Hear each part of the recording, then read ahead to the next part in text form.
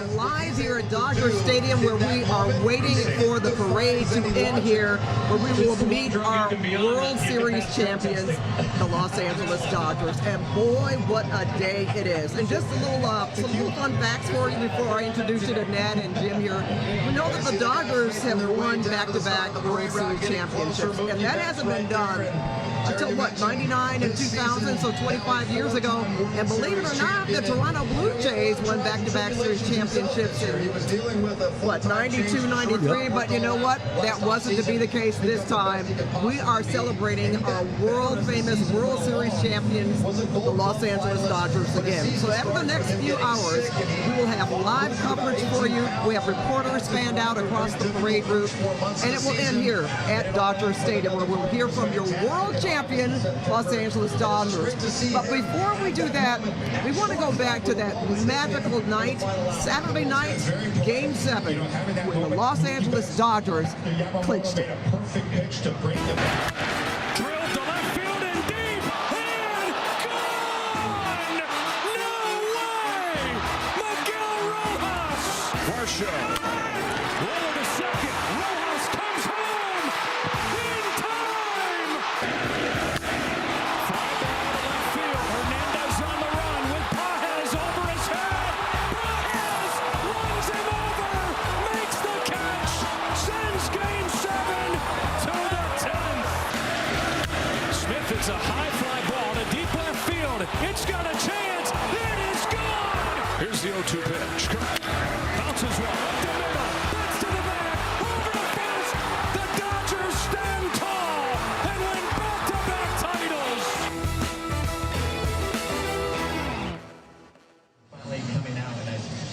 Hello, I am Pat Harvey coming to you live from Dodger Stadium, and I am joined by my colleague, Sports Director Jim Hill, and Ned Colletti, former General Manager of the Los Angeles Dodgers. And what a day we expect here. Jim, I mean, the excitement couldn't be greater. Couldn't be. And one of the things I'd like to point out before we go any further is this is possible because of Ned Colletti. Ned Colletti is responsible for everything that's going to happen because he's responsible for putting together this team a few years ago. You know what, Ned, and you're so humble, but we want you to take some credit for that. And then, you know, maybe tell us just how difficult it is to put together a winning team. Oh, it is. It hasn't happened in 25 years because it is not easy. It is a special moment in time. You can never take winning for granted because it doesn't happen to everybody. But this was a classic fall classic, and today is the exclamation point to a long year. And this is why I say maybe Los Angeles is the sports capital of the world. Amen. And maybe more years to come. Yep. Well, I don't think they're stopping anytime soon. Okay, why not, right?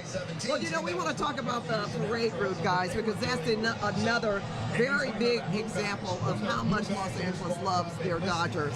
So here's a look at the parade route for all you folks at home. It starts at Temple Street and Broadway in downtown Los Angeles. After it begins, which it has begun, as you can see there, the double-decker buses will head west on Temple Avenue, and then south on Grand Avenue, west on 7th Street before turning north on Figueroa and ending at Fig and 5th Street. So you can tell they're already on the move, and if you work or live in downtown Los Angeles, of course there have been street closures, but for a very worthy cause. And the parade is expected to take around 45 minutes or so. Then the players will head here to Dodger Stadium for the celebration with more fans. And you know what? We're going to go along the parade route because there are so many fans lined up there, and that's where we find our Amber Lee, our super LA Dodgers hero, Amber Lee. Amber, I don't know of anybody that really roots for the Dodgers more than you. Oh, Pat, I don't know what you said, but I just want to let you know that I love you. But yes, I am in heaven right now. I'm with some of my favorite people here. These are all the Dodger fans, but we're here at Grand and Hope, and I just want to show you really quickly. Over the course of the last few minutes, look at all these people. They're literally pulling each other up onto this wall. They're climbing on top of the fences. We have these girls on top of this green, I don't even know, roof. It looks a little bit dangerous. And, you know, last year when I was here, they were on top of street lights and street signs. But so this is a little bit more tame. But over the course of the last few minutes, we're definitely seeing more and more people come in from Hope. So that's what we're seeing right now. We're right in the middle of this parade route on Grand. So I'm guessing we're probably going to see the double-decker buses come out in the next half hour. But right now I'm going to talk to Yessie. Yessie came all the way from Havasu. Another long list of people that came outside of Southern California to come. How long did it take? About 4.5 hours out. And you arrived this morning? Last night. I came to town. What time did you get here today? Got here, well, not today. We got here around like 10, early 7. We know where to go. We got the hot spots down. Yeah, we're ready. So Your son is only one, but he came last year. Oh, your son, and he came last year, Marty. Yeah, Marty came last year. This is his second parade at 1 year old. I mean, he probably has a lot of parades under his belt than most people. Yep. Can we say go Dodgers? Go Dodgers! All right, but I just want to show you really quickly what's happening here because we're waiting for the parade to start. But look at all these people. Look at the sea of blue and white. Again, this is amazing. The crowd is all under control right now. Everyone is just cheerful. Everyone's excited. They just want to see their favorite boys in blue. But so far, I think we're actually it's been a really good morning, and so I'm really excited. But I just wanted to show you again what people are doing, what lengths they're going to just to try to see a glimpse of their favorite players. Who do you want to see? Who do I want to see? Otani, that's who I want. Who do you want to see? Otani. All right, what about you? Who do you want to see, sir? Oh, Otani, of course. All right, what about you? Otani for sure. Wow, everyone wants to see Otani. What about Mickey Rowe? Mickey Rojas. What about Yoshi? MVP. All right, can I get a Dodger chant? Let's go. Let's go, Dodgers! Let's go, Dodgers! Right there. Let's go, Dodgers! I got the whole crowd, Pat. I'm going to send it back to you.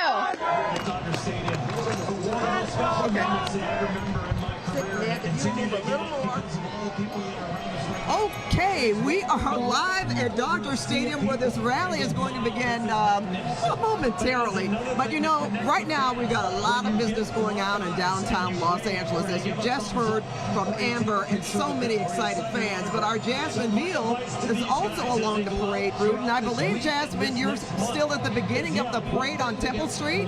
The people, another thing to touch them and to be with them. I mean, these fans have been waiting here for hours. They are so ready to get this parade started 2 days after the Dodgers win the World Series. We are right at the start here on Temple, and this is where all of these people on top of the bus stop, they are on top of walls. I've seen people peeking out of the office windows. Drones have been flying overhead.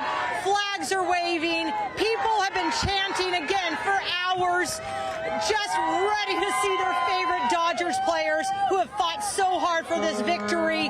The entire roster, coaching staff, front office, family members, they're all piled onto those double-decker buses. They're ready to take this slow tour through downtown LA with these hundreds of thousands of Dodgers fans cheering on their favorite team after this playoff run for the ages. I mean, this was incredible. The Dodgers winning their 9th World Series title on Saturday. This is the first MLB team to repeat champs in 25 years. How does it feel to be here?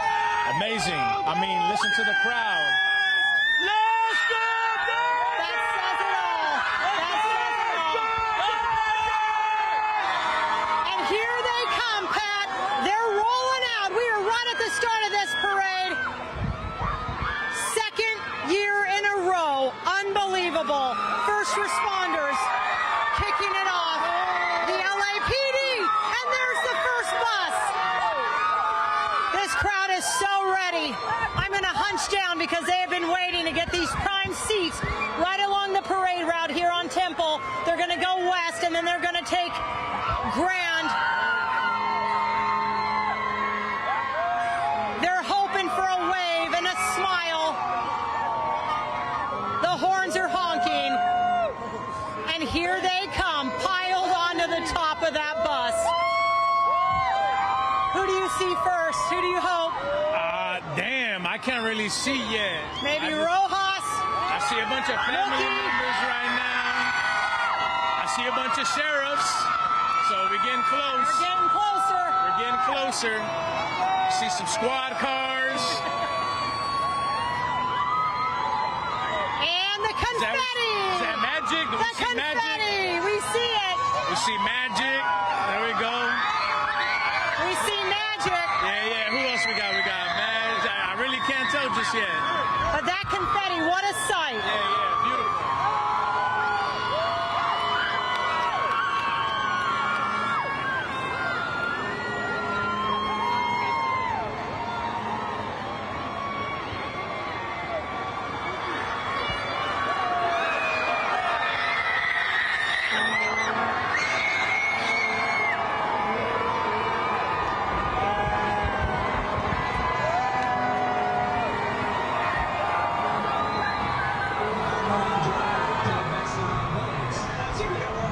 Wow, this is such a fantastic sight, Jasmine. This is like with all the confetti and the people in the downtown workspace looking out the windows. We got the SEIU union members, our traffic folks on the street there. And you know what? I can't really say which is more exciting, guys, last year's or this year's. What do you think? Go ahead, I Nick. think every year is exciting. I think when you have something like this in a city the size of Los Angeles, with a team as iconic as the Dodgers, it's going to be special year in and year out. And you know what? I think this year is probably a bit more special, and the reason I say that is because of just everything that Los Angeles has been through. Starting from the fires Yes. in January, right? Oh, yeah. We've been through a great deal this year, more so than any other city in the United States. And it's only proper and it's only right that the city of Los Angeles, that's gone through so much, gets rewarded with the world champions. And you know, all the world is watching, so it's nice to see Yes. the people of Los Angeles out celebrating and really having something to celebrate. It's nice to see people smiling. Nice to see people enjoying the day and celebrating the team and just celebrating being from Los Angeles. No question about that. It's almost like, you know, I don't necessarily know what tomorrow brings, but for today, I can bask in all of the happiness and joy that this World Series has brought to Los Angeles once again. Yeah, because sports is one of the few things in not only in this city, but in the world that brings us all together, no matter what our background. And baseball is one of the fewer sports that really brings us all together. You know, what do you think about, we were talking earlier about, we know how big football is, but baseball, right up there again. Oh, absolutely. Absolutely. Ned knows. I think this World Series drew a lot of people who were maybe passive fans or maybe not even fans. I can't tell you how many people texted me, boy, I had no idea they had any passion for the sport, but they've got it now. I love that. Okay, well, I know who's one of the other biggest sports fans out there, our Darren Haynes, and actually he led our World Series coverage all week. He just got back from Toronto yesterday, but he is here at Dodger Stadium today, and he's got more fans that he's going to talk to right now. Hey, Darren. Hey, what's going on, you guys? Listen, I heard the parade route. All the fans are going crazy. Here at Dodger Stadium, it's about to be lit, too. Here's a preview of how it's going to go down. What's up, y'all?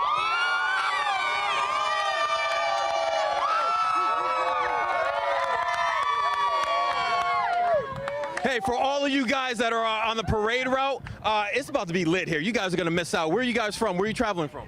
From Pico Rivera. What about yourself? Pico Rivera. Anybody missing work? Who's missing work today? Look at all these people missing work. What's so exciting about this, doing it back-to-back? Back-to-back. Who knew? There's so much that you have to go through from the beginning of the season to the end to get to this point. And it was amazing, especially Game 6 and Game 7. Hey, who are you looking forward to seeing today? Tani. Okay, all right. And all the Dodger fans and all the Dodger players. You know, right. let's go LA. Second time. You know, let's do 3. We got this. Now, a lot of Dodger fans, yeah, we're older, but they start real young. What's up, my man? What's this right here? It's a sign for the Dodgers. Nice. You want to show everybody the sign for the Dodgers? Look at that. Give it up for him. Are you excited for this? You can say yes, or can we hear it? She's shy. Hey, she's shy, but we know deep down in her spirit, she's going to be just as hype as everybody on the parade route. Let's get some fun, you guys. Pat, Jim, back to you. All All right, thanks so much, Darren. And boy, can we feel the excitement. And I don't know if you can see behind us, but this stadium is filling up. We're talking about 56,000 seats. So, guys, I imagine folks that were not on the parade route are ending up here at Dodger Stadium. And maybe some of them will be following the Dodgers out here as well. But right now, they are basking in the moment in those double-decker buses. You think they're having fun right now? Oh, I think. Absolutely. And when the other thing, Pat, that is so incredible about this day is how it brings our communities together. And so for this one day, we're all one. No question. And you know what? Can I bring up? This is an international World Series, wasn't it? Oh, yes. You're talking about Canada, the United States. You're talking about a team that hadn't been there for a long time in Toronto. Yeah. Talking about David and Goliath a little bit, but still one of the greatest fall classics of all time. There's no question. I do want to bring up, he's on the other team, but Trey Yesavin. Oh, yes. That kid, oh my God, the pitcher, coming up from the minor leagues. I mean, he's pitched in front of, 200 people before, and now he was at the World Series and did a great job, by the way. To have a player start in low A ball and have 4 stops to get to the big leagues, and basically be living in a hotel and taking his car and his clothing to the stadium when they live on a road trip, and to have the composure he had, remarkable, especially here when he struck out 12. That doesn't happen very often. See, I love to hear that. That's the baseball perspective. Yes. Oh, absolutely. And from a fan's perspective, wow. Because our fans here in the Los Angeles area are very educated. They know the sport. They know Major League Baseball, and that's why they can appreciate the great performances on the field. That's right. Well, you know what? Talk about great performances. Let's go back to Jasmine Field. And the fans are having a great performance themselves right now, Jasmine, just taking in all of the excitement, and I'm sure the players are really accepting the adulation that they're receiving. This is the moment, Pat. This is the moment. Blue and white confetti falling from the sky. Seeing your favorite Dodgers players pass by with the coaching staff, with their family members. Who stood out to you watching your team? It's so exciting to, Shohei waving. This was a side to be on. We saw them all. Shohei Ohtani, Mookie Betts. Balda, was he shirtless? Shirtless, like always, yeah. He didn't have his mask this time. He had it in his hand, but it was so exciting, though. That's awesome. What else stood out? Just everybody. We're going to 3-peat! Yeah! So worth it. Who'd you like waving at? And there's more popping off the confetti. Who'd you wave at? I liked waving at Shohei or Freeman because I'm their biggest fans, and it's good seeing Shohei or Yamato pitching. Oh, that was awesome. All right, guys, we'll follow the parade. I know, and it's been a dance party here on Temple and Hill. These fans waiting hours for that moment to see the Dodgers, and Dave Roberts right at the front of the bus. We saw Magic waving to the fans. Who'd you guys love seeing? Hey, who'd you love seeing? What? Who'd you love seeing? Who'd you love seeing this one? I wanted to see Shohei! Woo! Yeah, bats, Mookie! You want Shohei and Yoshi. Wasn't that awesome? Yeah. Did you get showered by confetti? Yeah. I know. I love your hat. Love it. All right, let's go, Dodgers. Pat, they're leaving us in the dust. They're leaving us in the dust. But these fans don't care. They're waving bye to those buses, and they say, we'll see you again next year, right? We'll see you again next year. There's my twin. Who'd you love seeing? Ohtani. Ohtani, of course. He was waving. He was on the right side. Right here, right? Go Dodgers, right? First MLB team to win back-to-back World Series in 25 years. Awesome. How you guys doing? Great. How was the parade? It was amazing. What stood out? Just all of the players seemed so excited and proud of the work that they did. Yes. So worth it. LA, baby! Worth it. Come on, 3-peat, baby. Let's go. You heard it right here at the start of the parade route, and now we're being left behind. So I'll send it back to you, Pat. I know the big rally coming up there at Dodger Stadium. They're ready for it. Oh, Jasmine, you know what? I can just imagine I'm going to say noise, just the happy noise from where you are. They are getting ready here, and they're almost just as loud. But I think it's wonderful not only to see everyone lining up to witness history, but I love to see all the kids. You know, they deserve a day off from school, right? Oh, why not? Why not? You know, it is history. It's Los Angeles history. It's baseball history. It's sports history. This doesn't happen but once in a while, 2 in a row certainly, and probably more to come. But there's many cities that haven't had this for decades, if ever. That's right. And we are very, very lucky. And sometimes good things just happen to you, and you just kind of take them for granted. You think, oh, yeah, we're going to do that. But here in Los Angeles, everyone here knows better than that. They know that these things are earned, and it takes a lot of hard work in order to get that championship. They were so focused. And I just want to mention, we saw Dave Roberts there on the parade. Listen, this man deserves all the credit and the accolades, all right? He is what? To win back-to-back championships and actually 3 World Series in 6 years. Yes. And the man was so focused, right? He is a tremendous manager. I mean, he's managed in-game was tremendous. You know, putting Pages in, having Rojas in the lineup. His managerial tact was tremendous, but also leading a group of people for as long as they are there, from really Valentine's Day through today. That is not easy. You know what, Ned? And picking up on that, when you said he made those last-minute adjustments, right? Yes. And that, I mean, it takes smarts to do that, obviously. Oh yeah, and you're opening yourself up for criticism. Yes. But he doesn't care about that because he knows what he's doing. And if I might add, there's one word when I think of the manager of the Dodgers, and that word is trust. Yes. Because his players trust him. They may not know exactly, they can't figure it out, but they trust him because he's the manager. He's been there. He's done that before, and he has great instincts. And he cares about everybody. Yes. He has earned it. There's no question. Okay, we're going to go to our Amber Lee now, who is also on the parade route to hear from more excited fans. Amber, I mean, this is, you know, better than Mardi Gras. Hi, good morning, Pat and Jim. All right, so we're here on Grand and Hope, and all eyes right now are facing on the north side of Hope, Grand, that is, because we're seeing the choppers up above. I think they're coming down. We don't really know, but I'm just getting word that they were coming down Grand, so we're hoping to get a glimpse of them. But I want to show you really quickly. Look at this wall. It keeps growing. More and more people have climbed on top of it. They're standing on top of the fence. They're just standing out there, and they're chanting now, "Let's go Dodgers," in anticipation to see some of our favorite players. All right, so I'm here with Quincy. Quincy came all the way from St. Louis. He flew in yesterday. He's here today. You're leaving tomorrow. Quincy, why did you make this big trek? I've been a Dodgers fan forever. After they won last year, I didn't come back to back. I felt like I have to be here this year. Like, this is once in a lifetime opportunity to be here. I'm super stoked. And who do you want to see? I want to see Best, man. My boy Mook, he had a rough season, but he's just the dog, man. One of my all-time favorites. And big question, did you call out sick to do this trip? Oh, absolutely. I've been sick for 3 days now. Yeah, I won't be there till Thursday. All right, and I got Zach here from Mid-City. And Zach, you were out here last year.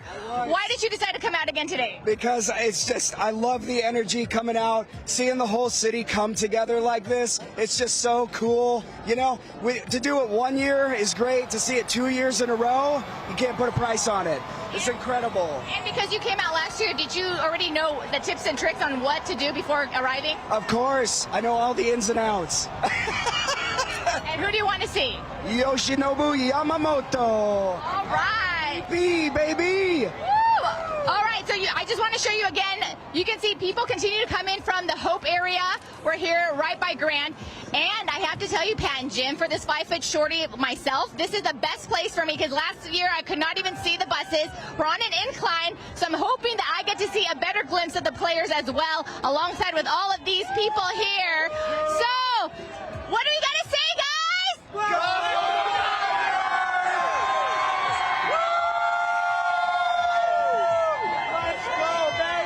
All right, I'm going to send it back to you guys because we don't even know where the buses are. So you please give me the update because we're waiting. All right, Amber, thank you so much. And you know what? Again, I'm here with Jim Hill and Ned Coletti. And guys, let's take a moment to talk about Game 7. Whoa. That was a nail biter, right? So exciting. I mean, for either side, pitch by pitch. People sometimes say baseball is a little boring. Not if you watch it and you watch it in intent and pitch by pitch. The game changed almost by each pitch. And Toronto had a chance to win, a few chances to win. But Dodgers pulled it out at the end. Will Smith, huge. And this series did more for not only Major League Baseball, but for sports in general and for our community than some of the series that have taken place in the past, because everybody got involved. Everybody would, I mean, from the very first pitch to the very last. You know what I was going to say? So many players stepped up. In fact, we saw performances from players that we didn't necessarily expect. Like that guy that you brought in, Yes. Miguel Rojas. Yes. Right? Hey, as in this time of year, the spotlight will shine on anybody. It's not always the stars. It's the people that really make it a team. Jim, you know all about team. Yeah. You know, you got to have a team, and that's what this team really showed the last 10 days, really all season long. But you got Rojas, didn't play a lot. You got Paz, who was taken out of the lineup, coming back in. Kike making that great plays, that wise play to end Game 6. I mean, these are guys that are at the bottom of your headline list. They're not the stars, but they're very, very good players. And you know what they are? World Series champions, No question times about 2. that. I think that's what makes this so wonderful as well. These were guys that played all season long. And again, we can say it, they weren't the big stars. They are now. But Yes. they weren't. But they stepped up because they had that teamwork ethic and because Dave Roberts had faith in them as well. Yes. He's the one that made those plays. The big thing to me about this championship team is that fundamentally they were as excellent as you can be. They knew where everybody was supposed to go on every pitch. That makes the opposition really kind of scared because the opposition knows they're ready for whatever the Dodgers gave them. Dave Roberts had a great quote after Game 7, too, about Miguel Rojas and other players. He says he honors the game, and the game tonight honored him. What a beautiful. How about that? Yeah. That's right on. A heck of a tribute. We have to talk about Yoshinobu Oh, goodness. Yamamoto. Guy pitches in 6. We didn't expect to see him in the 7th, and here he comes back in the 7th and closes it out. I mean, my goodness. We thought Shohei Ohtani was a unicorn. So is Yamamoto. Who does that? No question. You know who knew what was going to happen? Dave Roberts. Yes. Because Dave Roberts was right in the middle of it, and I'm told that he talked to those pitchers before he even talked to the media about what was going to happen, and he wanted them to know that he had all the confidence in the world in them, and he wanted them to know, if you want to try it, let's go. And they both they jumped at it and said, let's go. You have a rotation that's got 4 aces. Any of those pitchers would be the ace on probably 25 other teams. All 4 showed up in Game 7. Oh, there's no question about it. And I can't help but talk about Yamamoto because, Oh, gosh. you know, the humility that he portrays as well. It's just it's humbling, but it also makes you just root for him more. Yes. Yeah. Phenomenal. Yes. Phenomenal. Now, if we could talk for a minute, all these guys are coming back. Of course, Clayton, this is his last season. What a way to end his career, right? Exactly. I mean, couldn't be better. They read a lot of good scripts in Hollywood. Not a better one than that, though. That's a good way to put it. I believe we're going to go to one of our other reporters, Jasmine. We're coming back to you, Jazz.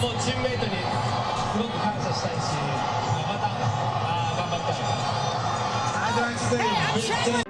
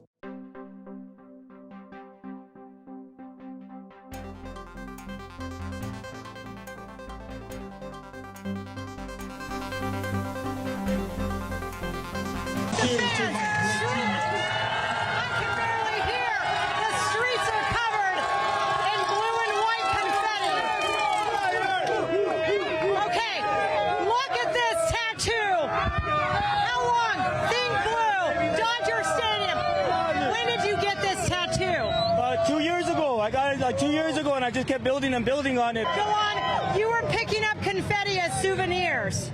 So tell me, last year you did the same thing. Yeah, I did the same thing, and one family member took a picture of all of us last year. So this year, I got me another one. I wrote the date in my name, so I always remember this. We just made history, no matter what. So there you go, and you're going to hang on to this keepsake. And look at another tattoo. When did you get that? Vince Scully. How long ago? About a year ago. A Vin, yeah? To commemorate him forever. Yes, Dodgers, great. And they're pumped. The parade. Oh my God. These guys scared me. They're coming out of the woodwork. Okay. It's no longer October. Okay, I guess it's November. We're getting closer to Christmas. Even the Grinch is here. These fans, they've been here for hours now. Everyone's getting a little crazy. I'll send it back to you. I'm going to toss to Darren.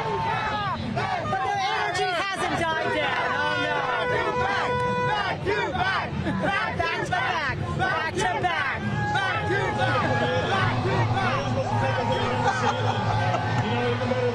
You know, I couldn't tell if the Grinch was celebrating for the Dodgers because that's not necessarily his persona, but it was kind of nice to see the Grinch down there laughing and having a great time. And that's on the streets of downtown Los Angeles, but you know what? The fervor is growing out here at Dodger Stadium, and our Darren Horton, I want to call him Darren Horton. Darren Haynes has been following fans around outside Dodger Stadium to just get some of their famous moments, the favorite moments, if you will. So, Darren, where are you, buddy? Hey, we're live right now, baby. Y'all ready to go? We ready to go. Hey, one of the questions we have is, who's missing work today? I see all the hands raised. Hey, we went around the ballpark to find a bunch of fans and kids that are missing school and work. I'm not missing work. If you had to work today, raise your hand. Let's go, baby. Come on. Hey, there's no work today. This is work today. Let's go. Back-to-back champs. Go Dodgers! Woo! I didn't take my kids to school today. Wait, hold on. I heard something about you didn't take your kids to school today. I didn't. Are these the kids? These are my kids, yeah. Where would you rather be, here or in school? Here, 100%. You called off from work? You won't disclose who you are. Are you happy to be here even though you call out sick? Yes. Yeah, you look like you were working today. You called out? Well, now you blew my cover. How much fun is it, though, to come here? It's amazing. It's my second year. What are you missing for this? His school and it's his birthday. Wait, you had school and this is your birthday week? Yeah. How's it feel? Good. I know it's not Sunday, but tell the people what today is. My children, I apologize for being late. There's a lot of sinners out there, but we're here, baby. Back to back, baby! Keep it real. Did you have to work today? Yes, I called out. Is this your disguise? This is my disguise. So even though your boss can't see you right now, say, boss, I'm enjoying the Dodgers. Boss, I love you. I'm enjoying the Dodgers. Yeah, a lot of those fans are missing work and they are here having fun. They're going inside the stadium right now to have the second half of the Dodgers World Series Championship Parade celebration here. Until then, you guys, it is hot. The fans are having a lot of fun and they deserve it. It's almost like we feel like we won it again, won our first. The energy's like we literally won our first, but this time it's back to back. Back to you guys. You know what, Darren? I will say this. I think everybody deserves a doctor's note today. Right? And maybe tomorrow, too. Maybe tomorrow to get over today, right? But isn't it great to see? I'm just going to say this. I remember in '68, I believe, I'm from Detroit, the Tigers won the World Series. And I can remember riding around with my dad and my mom, my brother, and we were waving pom-poms. And it was just a great time for everybody in the city. days. If I recall, I don't think we went to school on that day either. I think everybody should get the week off, actually. And just come out and hang out Dodger Stadium every day. Why not, right? It is a community affair. It's a lovely thing to happen. It brings people together no matter what your ethnicity. Yep. And we will talk about this for years and years to come. Yes. You know, okay, we're going to go to Amber right now. Amber, you obviously have something terrifically exciting. So you got it, lady.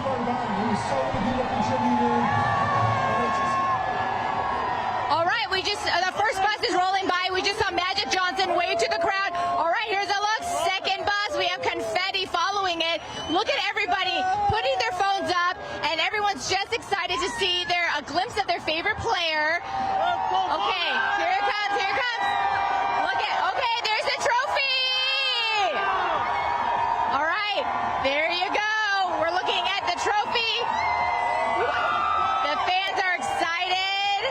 This is what we've been waiting for all morning long. Some people have camped out here since 3:30 this morning. Other people have come as far away as Hawaii, St. Louis, Missouri, Phoenix. All right, here comes the third bus. Who do we see here? Take a look. All right, the flag is flying. Oh, I see Snell, Blake Snell. There he is. Who else can I see?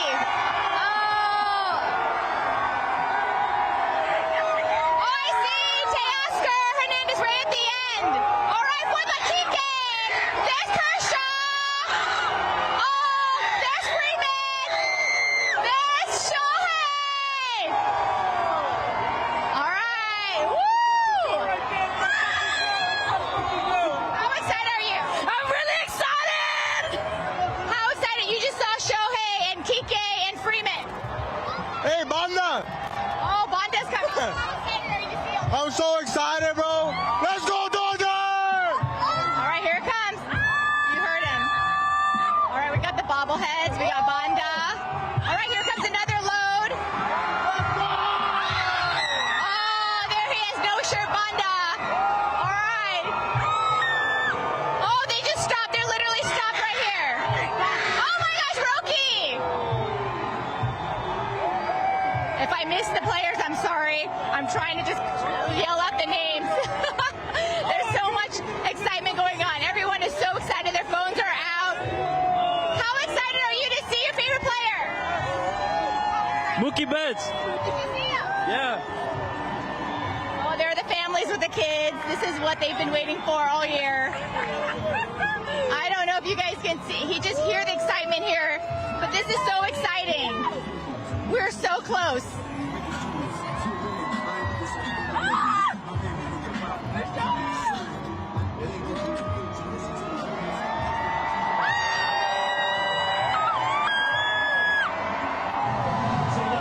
Wow, there's that trophy. Oh my God, it's beautiful. Ned, you know, I heard Amber talking about the players and their families. I mean, how important is this for all of them to be here together? Well, the baseball season will take its toll on everybody, including the wives, the girlfriends, and the kids, because Dad's gone. Dad is always gone. Every 10 days, Dad is gone. Every week, Dad is gone back and forth. So it is really a family affair. It takes a great family to be able to go through this season. And the fact is, I mean, they worked an extra season. It's not you don't expect, you want to win the World Series, but that's not a given when you start the season. No, but the one thing about it is that it brings everyone together, like Annette was just talking about. This is a family. When the Dodgers go out on the road, they talk about the Dodger family. The Dodgers believe in families so much that the families that are not on the field playing, it's the families on the field. So it's two families, the family that's on the field and the families that are in the stands. Yes. And Dave Roberts mentioned it too at the end of the World Series. Gave thanks to everybody that have put so much into this effort. Because if a player's got something else on their mind, if a player can't concentrate on the game at hand because something's going on at home, can't play. What happens next?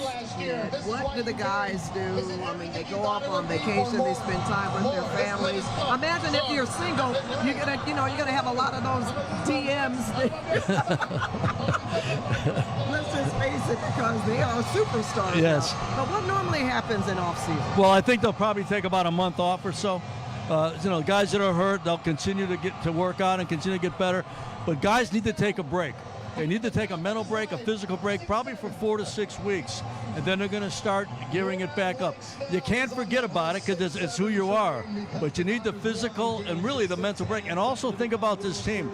They've been to the World Series so often. Their season is a month longer than almost any other team. They compete against Arizona and San Diego. They've been at the house for 3 weeks already. So it's a different thing. Plus the stress of these games. It takes a lot out of you. Pat, the mental aspect that is being taken on these guys right now, the toll that's being taken on these guys right now is absolutely incredible. Ned knows, he's been there, he's done that, he's talked to a lot of guys, he's told guys what they should do in order to stay healthy and get prepared. You have no idea what it's like to go through a Major League Baseball season and have to have the pressure of the season and then the super pressure in the playoffs and the ultra super pressure in the World Series championship. They just need to go chill. And I mean, stay healthy. Oh, yeah. I was watching from home, but I'm like, wow, his arm has really got to, he's got to really rehab that arm, the pitchers, and it hits so much. I can imagine just how much it takes, on the body. It takes a huge toll. People don't always understand that or realize that, but the toll of a professional athlete in any sport, by the time you get to the Super Bowl or the NBA Finals or the Stanley Cup Finals, those athletes that have been there since training camp, they have expended everything they've got, plus more than they even knew they had. So they'll take a breath probably tonight or tomorrow for the first time since really February. Yes.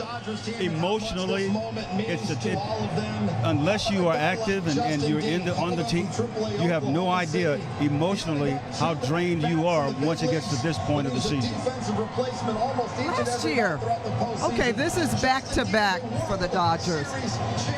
But last year, can we compare maybe what's different this year than last?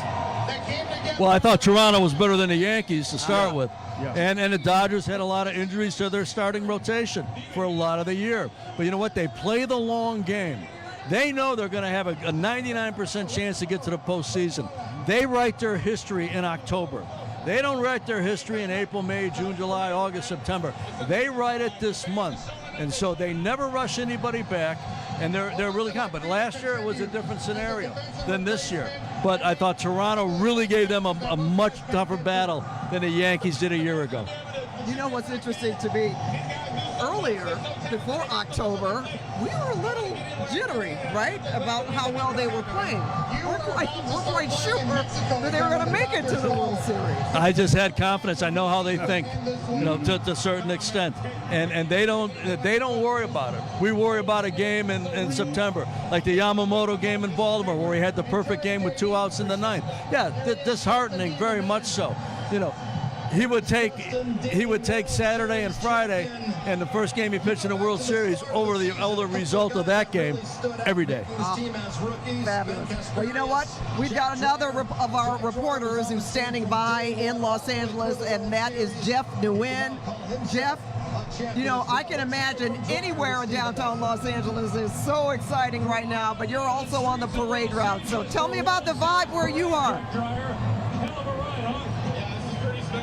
The vibe, well, let me tell you about the vibe, because the folks out here are totally hyped right now. Just to give you a sense of what's going on, right behind us are the buses coming our way, and so all of these fans are really, really hyped to experience all of this. The buses are going to come east over here on 7th and then go right and make a north turn on Figueroa. And to give you a sense of how committed these fans are, I'm going to be joined right now by Ricky Gutierrez. Hey, Ricky, talk to me about from where your family came for this parade. We're from Santa Paula, California. This is how a World Series voice sounds like. We've been here last year, stayed the night, came here this year, stayed the night again, and we're just here and happy and proud. Hey, my man, talk to me about the jersey that you're rocking right now, and also on top of that, how does this jersey fold into your family life? I love that. Yeah, this jersey is a Yasiel Puig jersey. I named my son after Yasiel Puig. His name is Yasiel.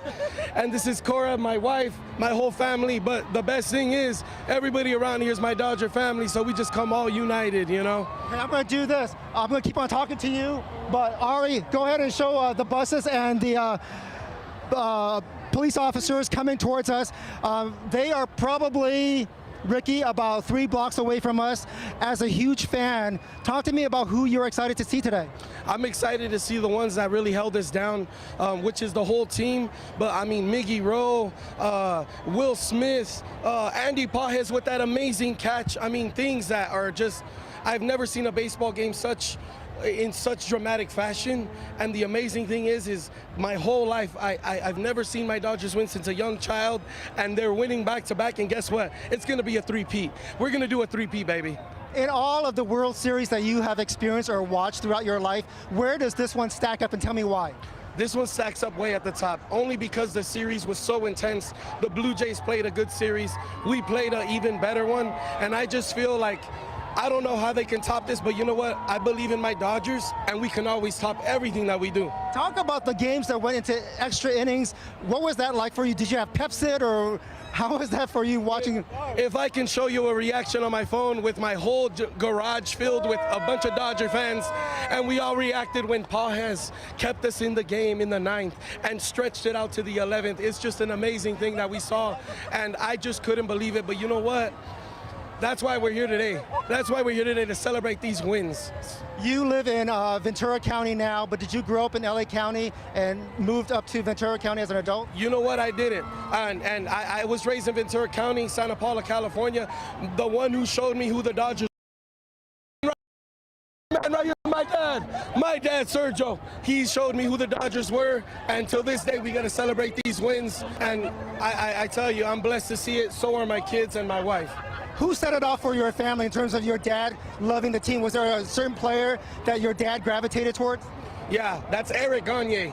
Eric Gagne, Game Over. That was his AKA name. Game Over. And I tell you right now, the parade is coming. What a magical thing it is. It feels like Christmas. Who do you want to see right now? I want to see Freddie. I want to see Dave. They can talk what they want to talk about Dave, but Dave is our manager. An amazing thing that he's doing. And with all the players, he knows his team. Our team is ready to get it again, and I really believe that they will. When you said to your wife that you want to name your son, was she on board with that, or did you have to like coax her into it? I have no hesitation. Immediately, it was Yasiel. Yasiel Gutierrez, that's right. Thank you so much. I'm going to go talk to your brother real quick. Hey, so Ivan, talk to me about, for you, the parade is about to hit you in half a block away. Who do you want to see, and how are you feeling right now? I want to see the old team. I want to see Max Muncy, Will Smith, Freddie, everyone, Ohtani, Yamamoto especially, for what he did for us. Talked about Yamamoto because he pitched a couple of gems in the World Series. He came out as the MVP for the World Series. What was it about that guy that makes you like him so much? Just what he does for us, and he's so humble, and he just plays like an all-star, just for the whole team, and he carries us. Hey, Ari, if you don't mind, try to zoom into the bus right there. You can see the double-decker buses coming right down 7th Street right now. They are approaching Figueroa. You can see all of the fans out here super hyped right now. When they get to the corner, what they are going to do is turn right and basically head north on Figueroa, guys. And you can just hear how cavernous these buildings are. All of the cheering is just bouncing off of the buildings. You can see the confetti flying through the air. At my vantage point right now, I can see 1, 2, 3, 4, 5. I'm sorry, but there are so many double-decker buses that it's kind of hard to count all of them. But you can just see the line of LAPD officers with their lights on, red and blue, as the crowd cheers them on. Everybody has got their phone out. Everybody is waving their flags, and you can just hear and get a sense of how loud and exuberant this crowd is, Pat. And as we give you this picture, let me go ahead and send it back to you so that you can reset the coverage for us, because it is very, very exciting out here, Pat.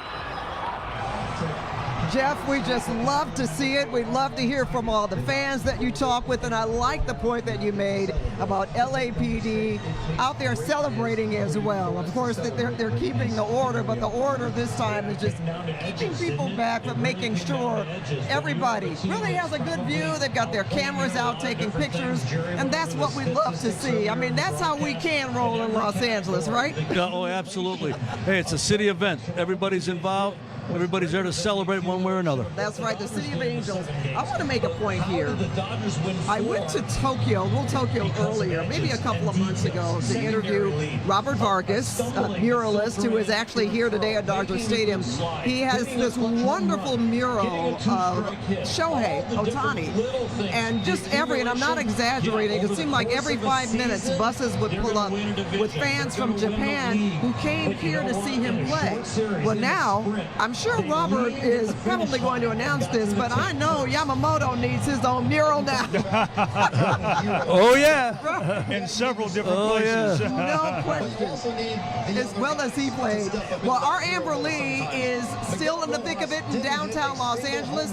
I believe Amber is at the beginning of the parade route. So what does it look like now, Amber? All right, so Pat, you know, now that the parade has passed us, that was 3 minutes of pure joy for all of these Dodger fans, including myself. But take a look at what's happening right now. So you can see that now the police have arrived. They're trying to ask people to leave. You can see across the way from us, across the street, we have droves of people starting to walk south here on Grand. We're between Hope and 5th Street. And every few seconds, the party continues here in Southern California or in downtown LA, that is, because we're hearing fireworks go off. So we're hearing loud booms. So that just tells you the celebration is not over. So here's a look. I have a lot of these fans that stuck around. I'm here with Odellis and Elias. They came from Fontana. How was it to see your favorite players ride by? To see your favorite players right by. It was really cool. It was really cool. Honestly, it was worth the wait. It was worth the wait. Who did you wanted to see and did you get to see? I wanted to see the GOAT, the MVP of this year, Yamamoto. Did you see him? Yeah. Oh, I missed him. I saw Roki. Yeah, I saw Roki too. I really wanted to see Freddie Freeman. I saw him ride by. What about you guys? How long have you guys been here, and was it worth the wait? It was definitely worth the wait. It was worth the wait. I came at 10 at the Metro train. It was worth it. It was worth it. I got time to sleep in too. Santa Ana. Okay, so who did you want to see, and who did you see? Yamamoto. Kike Hernandez. Freeman was really close. Okay, so now what? The party's over or the parade's over, but what are you guys doing now? Celebrate.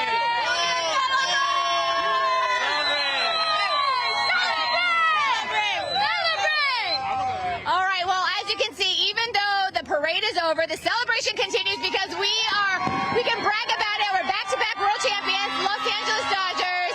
All right, Pat, I'm going to send it back to you. I have a lot of, I'm just going to hang out with all these people. Amber, I have a feeling that you're going to continue to celebrate as well. Love the job that you're doing down there. And you know what? These are people, maybe they met some new friends today, but they were actually partying as a community with people you may have never met before. There's no doubt. There's no doubt there's a lot of new friendships that developed over the stress of Friday and Saturday night. And it's just letting some of it out today in brotherhood and sisterhood. Hey, let's talk about that 18-inning World Series goodness. game. When you talk about holding your breath. Well, those games, the odd number games to me always have a different feel than the even number games. So that was really an important game for LA to win. And it kind of turned the tide a little bit, although Toronto played it till the last out. And one of the things I'd like to talk about as far as that game is concerned is the stress that both teams had on them, but how they played without showing a great deal of stress. Hard to do. As fans or as people who watch it, we have a lot of emotion. They can't have the emotion. They have to stay calm and in the moment. It's what they do for a living. But they have to stay calm through it with 50,000 people screaming behind you. It's that's why they are who they are. And that's one of the things that sports teaches adults, young kids, things like that. It teaches you how to act not only when things are going good, but more importantly when things are going bad, and how to handle those tough situations. Discipline. Adversity is a great teacher, whether we like it or not. I remember in the locker room, I'm trying to remember which game, but they were really, I don't want to say subdued, but they were very serious because they knew it wasn't over.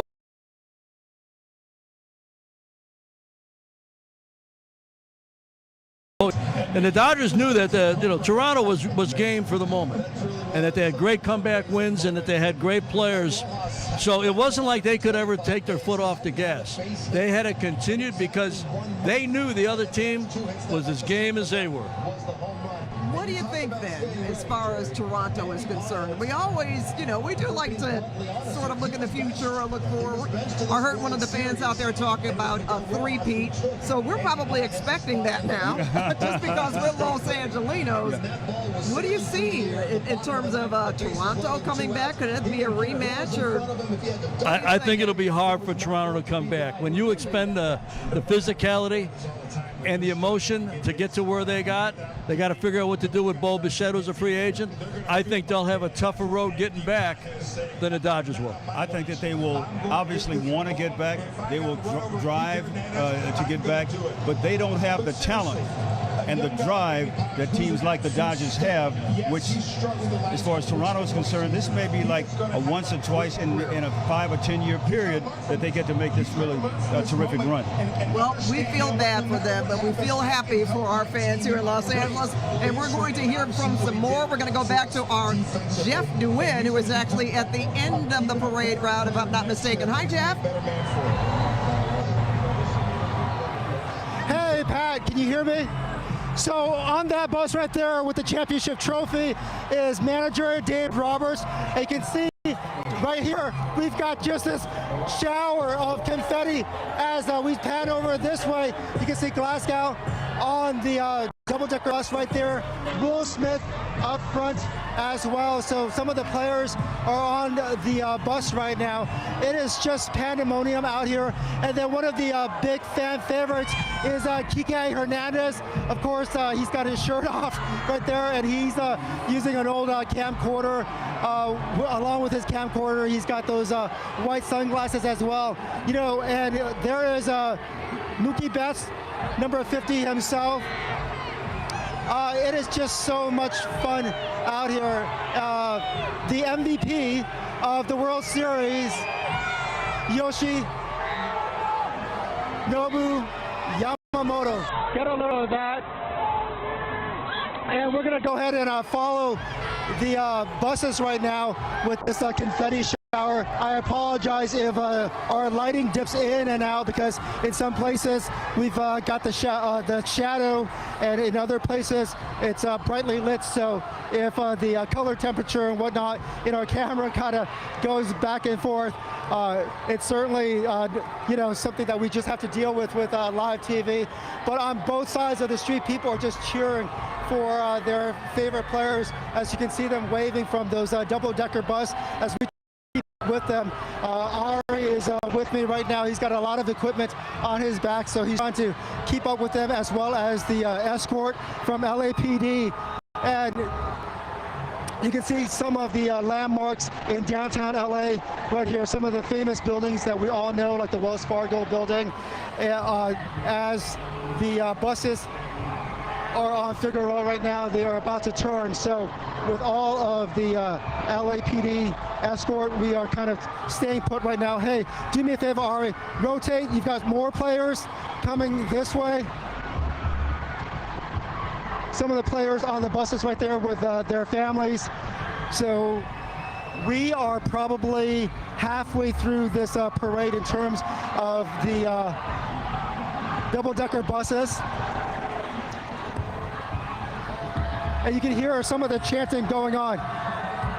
And I am being told by the control room to hand it back to you, Pat. So let me go ahead and toss it right back to you. Jeff, you've been fantastic. Yeah, of course we have some, in terms of hearing, because it's so loud everywhere downtown, here at the stadium, but that's all good. It's that good kind of pandemonium. And we are going to take a short commercial break. We'll be right back, so don't go anywhere. More Dodgers coverage of their World Series championship when we come back.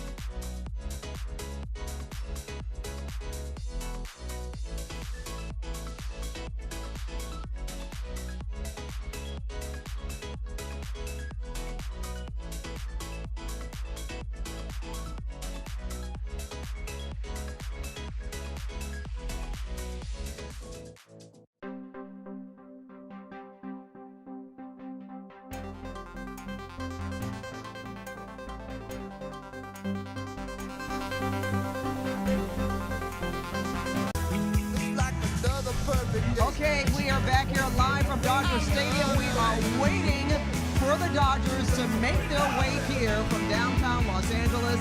And boy, it is filling up in the stadium right now. Dodger fans. Uh-oh, if you can hear that, right? It's almost like I cued them.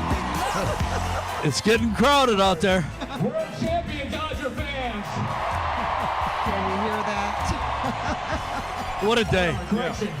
Amazing day. World champion Dodger fans. Well, it's kind of hard to compete with the guys behind us here, but they're greeting all of our fans here. Some at least 56,000. So that's what 56,000 fans. That's what they sound like. In case you were wondering. And Dodger Stadium is known for being loud. Anyway, yes. But today, oh wow. You know what? Remember last year when we had a very special guest. Rapper Ice Cube showed up with Dave Roberts. Yes. And he did. Today was a good day. So I'm not sure. All right, that's DJ Muster who is up there now. He's going to. Okay. Muster. Yeah. He's going to serenade the fans with some of his tunes. And they're going to sing with him, too. Yes, they are. But again, as we look at, a split screen today with our Dodgers on the double-decker buses making their way here. And just imagine, they're not here yet, but I don't even know if you'll be able to hear us when they do get here. You have thousands of people lining the streets of Los Angeles and thousands of people sitting at Dodger Stadium. Pretty amazing. And it's really amazing. I was trying to think about what the players are thinking about right now on those buses coming up here.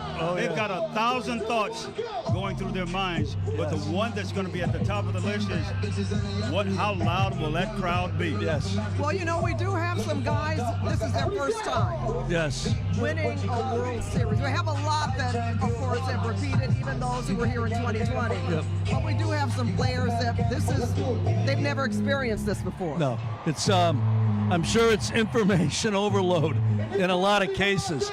But who I also think about? I think about Clayton Kershaw. Clayton Kershaw and his family right now. This is the end. The end of this career, the end of this magnificent chapter. Him and his family on the bus coming to Dodger Stadium. They'll be back, but they won't be back like they'll be back today. Yeah, and this is a very emotional period of time for them as well. No doubt. The scene with him on the field after Game 7, the tears in his eyes, him and Ellen. Yes. I've known Ellen and him since they were high school sweethearts. So to see them and the family that they've grown and the love they have for each other, it just kind of, it tied it all together for me, just beautifully. I love what he said. You know, the joy and the experience has been playing with these guys. Yes.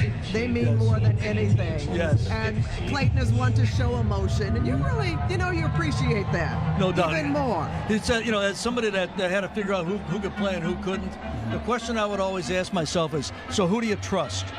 Do you trust this player that you're going to get the most out of them? Even if it's 50% that day, but you get 100 of the 50, you never did not trust Clayton Kershaw, ever. I'd like you to talk about why there was so much trust in Kershaw, because he gave it his all. Yes. Whenever he was on the field. Just the competitiveness as an 18-year-old kid when he was drafted was off the chart. And I learned very early on with him that I was going to have to almost pull him back sometimes, because he would go out there on one leg. He would go out there with a sore arm. He wanted to compete. He wanted to be a champion more than anything. And the look on his face the last year or so has been a look of peace to mine. I'm not telling you, I don't know. Oh, I haven't talked to him. Yeah. But there's like a look of peace, and you know what? I'm in a good spot, and he loves what he's done. That's wonderful. Well, guys, we're going to have more to discuss, but right now we are going to go to our ARVR studios back in Studio City, where we join anchors Sheba Turk, Amy Johnson, and Chris Holmstrom, and they're going to have a look back at some of the historic performances that we've seen so far. Hey, guys. Hey, Pat. Hope you guys are having a good time out there. We know they're headed your way very soon, but yes, we're going to take it back here in the studio. Oh my goodness, what an amazing team. You see those fans so excited to see these players this morning. So let's talk about them. Catcher Will Smith hit the game-winning home run in Game 7, capping off a historic postseason behind the plate with 2 Dodger playoff games, going 11 innings and another 18. We remember that one during this championship run. Smith ended up catching 73 innings in the World Series. And that is the most innings ever caught in one World Series. That broke a record of 71 innings caught by Lou Krieger, set back in 1903 in the very first World Series. Now, a series where they played 8 games before changing to the current form, you know, of just the best of 7. Absolutely. All right, let's get over to our Chris Holmstrom. He's got more. There's so much to talk about with these players. They're really phenomenal. When you just look at the stats, it's really unbelievable, Chris. You know what? I'm loving this so much. This is so much fun. It's so cool to see the parade. We got our Dodgers blue representing, but hey, Major League Baseball general managers, they spend every minute of every day just trying to figure out how to build a World Series champion. It actually turns out it's quite simple. Have a player with the name Will Smith on their team. I mean, get this, in the past 6 years, all 6 World Series champions, they have had a Will Smith. The Dodgers, 3 titles, of course, have our catcher Will Smith.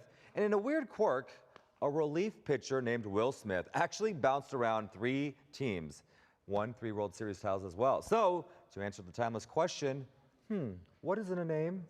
A World Series ring is, if your name is Will Smith. And so cool to see stuff like this. Let's go to CBS LA anchors.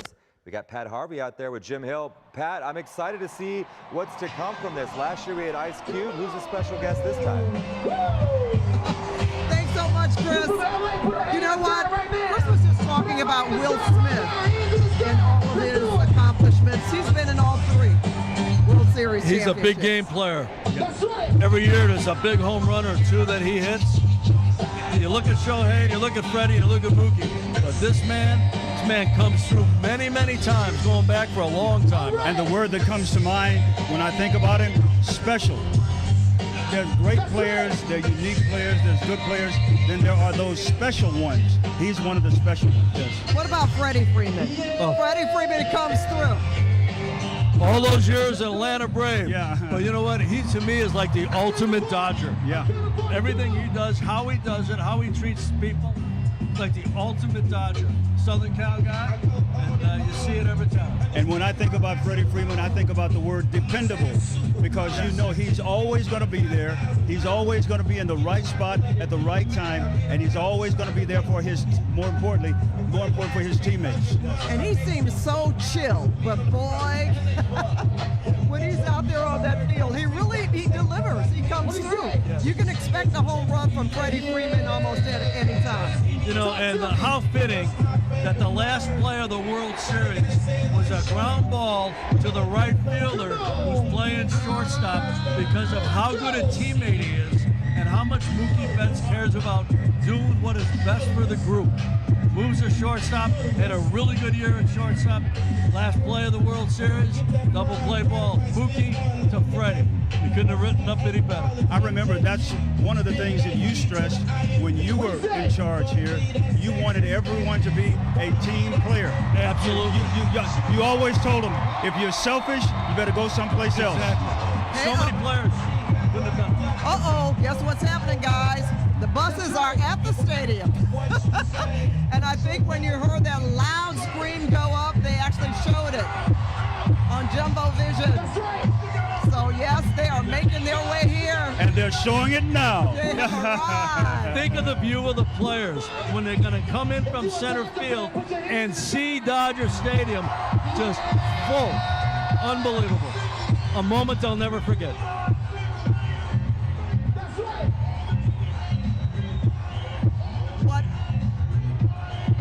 What a sight.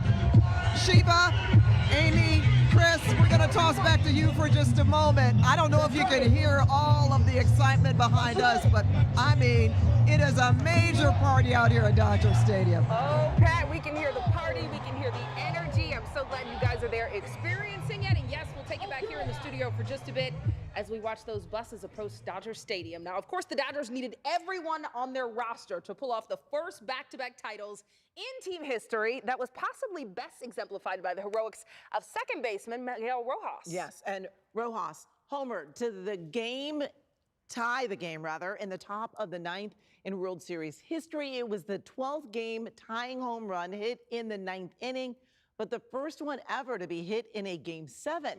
And for an encore, Rojas threw home in the bottom of the ninth to get a force out at the plate to keep the game going. The Dodgers, of course, would go on to win in 11 innings. He was so impressive, and Jamie Maggio was telling us earlier he hadn't had a hit in months, and then he hits a home run. It was really phenomenal. Chris, there's just so much to talk about around this team, so many great stories. I mean, there really is, for sure, and even Rojas said himself, he said, I didn't expect to get a home run. Right. But he did. But they said his wife had manifested it, and so boom, there it is. So, hey, we needed that. But when it comes to baseball folklore, when fans hear about, the catch, well, an older generation thinks of Willie Mays making an over-the-shoulder basket catch in the 1954 World Series. Well, move over Willie Mays and enter Andy Paez, the Dodgers outfielder, saving the day in the bottom of the ninth, making this catch right here over Kike Hernandez. I know when I watched this play, I was so scared because I thought they were going to, crash into each other, not catch the ball. Paez, though, he was sure to catch it, and he was actually put into the game by manager Dave Roberts for his defense, and well, let's just say that move paid off. Dodger fans will always remember where they were during that catch for generations to come. Love to see this. So much fun. Pat, let's go back to you. This is one of those games that we're always going to remember who we were with, where we were when the Dodgers won Game 7, and what a game it was. No question about that, Chris. I was on my living room sofa with my husband watching the game. But you know what? I want to ask this. Got a little scared when the Dodgers came back to Toronto. Some of us diehard fans, we kind of wanted it to end right at Dodger Stadium where we are now, but that wasn't in the cards. What were your thoughts? My thoughts were I thought they would wrap it up here. First time since 1963. But Toronto's good. So I knew that there was a chance. But I always thought Game 6 was going to be the defining game. I thought whoever won Game 6 would win. But again, I'm not predicting history. They still had their hands full. Both teams fought to the very, very end. Yeah, they did. I talked to Dave Roberts at the beginning of the series, and he said, Jimmy, I think this is probably going to go 7. He had an idea then that it was going to go the full length. And I said, well, why do you say that? He said, they're a great team. We're the defending champions, but they're a great team. This is a match that's made in baseball heaven. Well, I like the way, any sports fan, if you're a fan, then you like to see teams do well. You want yours to win, but appreciate the fact that the Dodgers talked about the Toronto Blue Jays in that fashion, that they were a great team. I think they both had great respect for each other. And a lot of the Toronto players weren't known on the national stage, but they are now. But I think the respect for both teams was phenomenal back and forth. And I think you saw people who weren't really in the spotlight in their careers or in the season go into the spotlight and write history. They knew this was their opportunity to shine. Amen. So we're talking about names that we've never talked about before. Well, those of us, not you, Ned, and not you, Jim, but those of us who are baseball fans, but not to that level where we can recognize players on every team, especially Toronto. But again, I'm going to bring up Trey. You're savage. But one of the things that's really important is everyone likes to see someone new to come on the scene. Yes. And that's what's happened this year. Yes. And not only is it good for that city and good for that team, it's good for the sport. And it's good for all of us that this happens. Yes. Yep. So we expect this now. We expect to go to the World Series every year. Well, we can expect it, but it's still very, very precious. Yeah. Shohei Ohtani, whether this is fact or fiction, I don't know. 10-year contract, we know that's fact. At the end of the World Series in 2024, in the celebration, somebody congratulated him and he says, 9 to go. Yep. So he was predicting it. 8 to go. Wow, Yeah. is that prophecy? That's why I came here. Yeah. A competitor all the way. Yes. Mookie Betts I love Mookie Betts. What a steward for the Los Angeles Dodgers. Tremendous. As we said a little while ago, to play right field and be one of the best in the game and move to shortstop, not an easy position to play. And also, Mookie Betts is not a big man. Right. Okay? He's a smaller frame guy. To play shortstop all year long, it will take its toll. But he just stayed with it. As I just said, at the last play in this Classic World Series was a ground ball to him for a step on second and a throw to Freddie Freeman. Poetry. Yeah. And Mookie knew then, as he knows now, that the move that he made is best for the team. Yes. Not so much for him. Right. Of course, he was going to shine no matter what. Yes. But the Dodgers would not be where they are today if it had not been for the versatility of one Mookie Betts. Absolutely. Well, he's a leader. There's no He's question. He's a tremendous Yes. leader and a tremendous teammate. And I mean, capital letters teammate. Yes. And he shows it by changing positions and everything that entails. And he changed positions and got better. Yes. Oh, yeah. He got better. Oh, yeah. Became one of the best shortstops in the game. Yes. That's Dave Roberts again, right? Moving his guys around. He had some in the outfield that didn't necessarily play in the outfield. Yep. Well, it's like Jim said earlier, the trust that Dave Roberts, respect, all those words, it's true. And that's what makes this organization and this team, for me, so very unique, so very special. Championships are unique and special, but how they go about it, to me, after almost 45 years in it, very, very much And unique Pat, and special. When a team has a group of players that are stars and good, they're really good players, and you have a manager and upper management, and they trust you, that makes you play better. Because you go on the field with a great deal of confidence. And that fills the stands with fans Yes. like we're seeing behind Yes. us, like last year. And again, I'm going to go back to you, Ned. You are noted for breaking a fan record when you managed the Los Angeles Dodgers, over 3 million. That's pretty impressive. We did good, but we didn't do this good. Can you imagine? But you were setting the stage, and you did. Yeah, but they're doing really good because you laid the foundation. Well, the organization has had a great 20 years. Yes. And the group I had, from about 9 of them, we did pretty well. We left them with some good players, the Seagers, the Bellingers, the Kenleys, the Justin Turner. But where they have taken it, in all due respect, I didn't take it where they've taken it. But you helped to get them there. And again, when you talk about fan attendance, and the Dodgers have fans all over the world.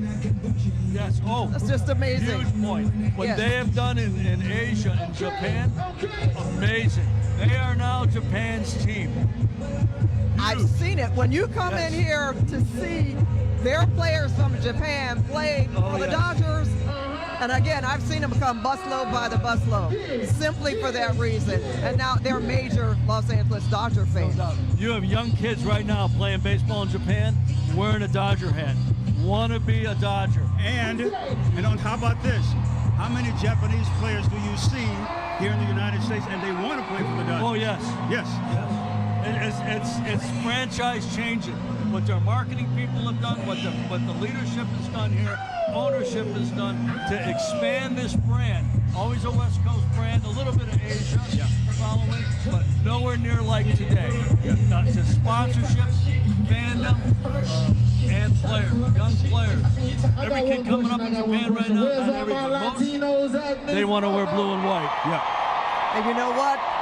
I mean, the fans keep coming back, so obviously it's worth the money that the team is spending to bring those great players here, because these seats are filled. They have major sponsorship, right? No doubt. This ownership group, and I've worked for a handful of different owners in my career, this ownership group is the best I have been around. And I don't say that for any other reason except that I believe it. Because a lot of ownerships, after you win one World Series, they'll pull back a little bit. Got some goodwill in the bank. Now you win two, they'll pull back a little bit. They got a whole ton of goodwill in the bank. But you know what? They are hungrier today than they were yesterday for another one and another one and another one. And another reason why, look at all the teams that are here in Los Angeles competing for the sports dollar. You got to win in order to fill the stands, and look at what the Dodgers are doing. But when you talk about championship, look at Mark Walter. Didn't he just buy the Lakers? Yes, and that is coming next. They are back to another dynasty. That's who he is. That's what he does. Well, it's interesting. We talk about that. The Blue Jays didn't necessarily have that kind of power behind them, that kind of money behind them. But once you do, and it's been established here, they expect to win games. Oh, yeah. And that's why I think Dave Roberts is so special. Dave Roberts has very little upside. The upside is this. What you're watching, this is Dave Roberts' upside. Anything short of this, people are going to ask Dave Roberts what happened. but that's not fair. Yeah, but that's what's here. The city of champions, the city of consistency. That's one of the key things to all the teams here, especially the Dodgers. They have consistently operated at a high rate of value now. Yes. And we expect that to continue. That's one of the great traits of sustained success. Consistency in your leadership, consistency in your philosophy, and never taking your eye off of what the goal is, and making people feel a part of it and want it. That's why you got Kike Hernandez doing what he does, or Miggy Rojas doing what he does, because everybody feels a part of it. And that's really the veterans on this team too. Freddie, Mookie, they make everybody feel the same. Hey, we're in this together. There's no separation here. And when you talk about the veterans, they've shown the younger players a lot when it comes to community. Just about all of them have a cause that they are very compassionate about. In community. The community here is one of the pillars of the organization.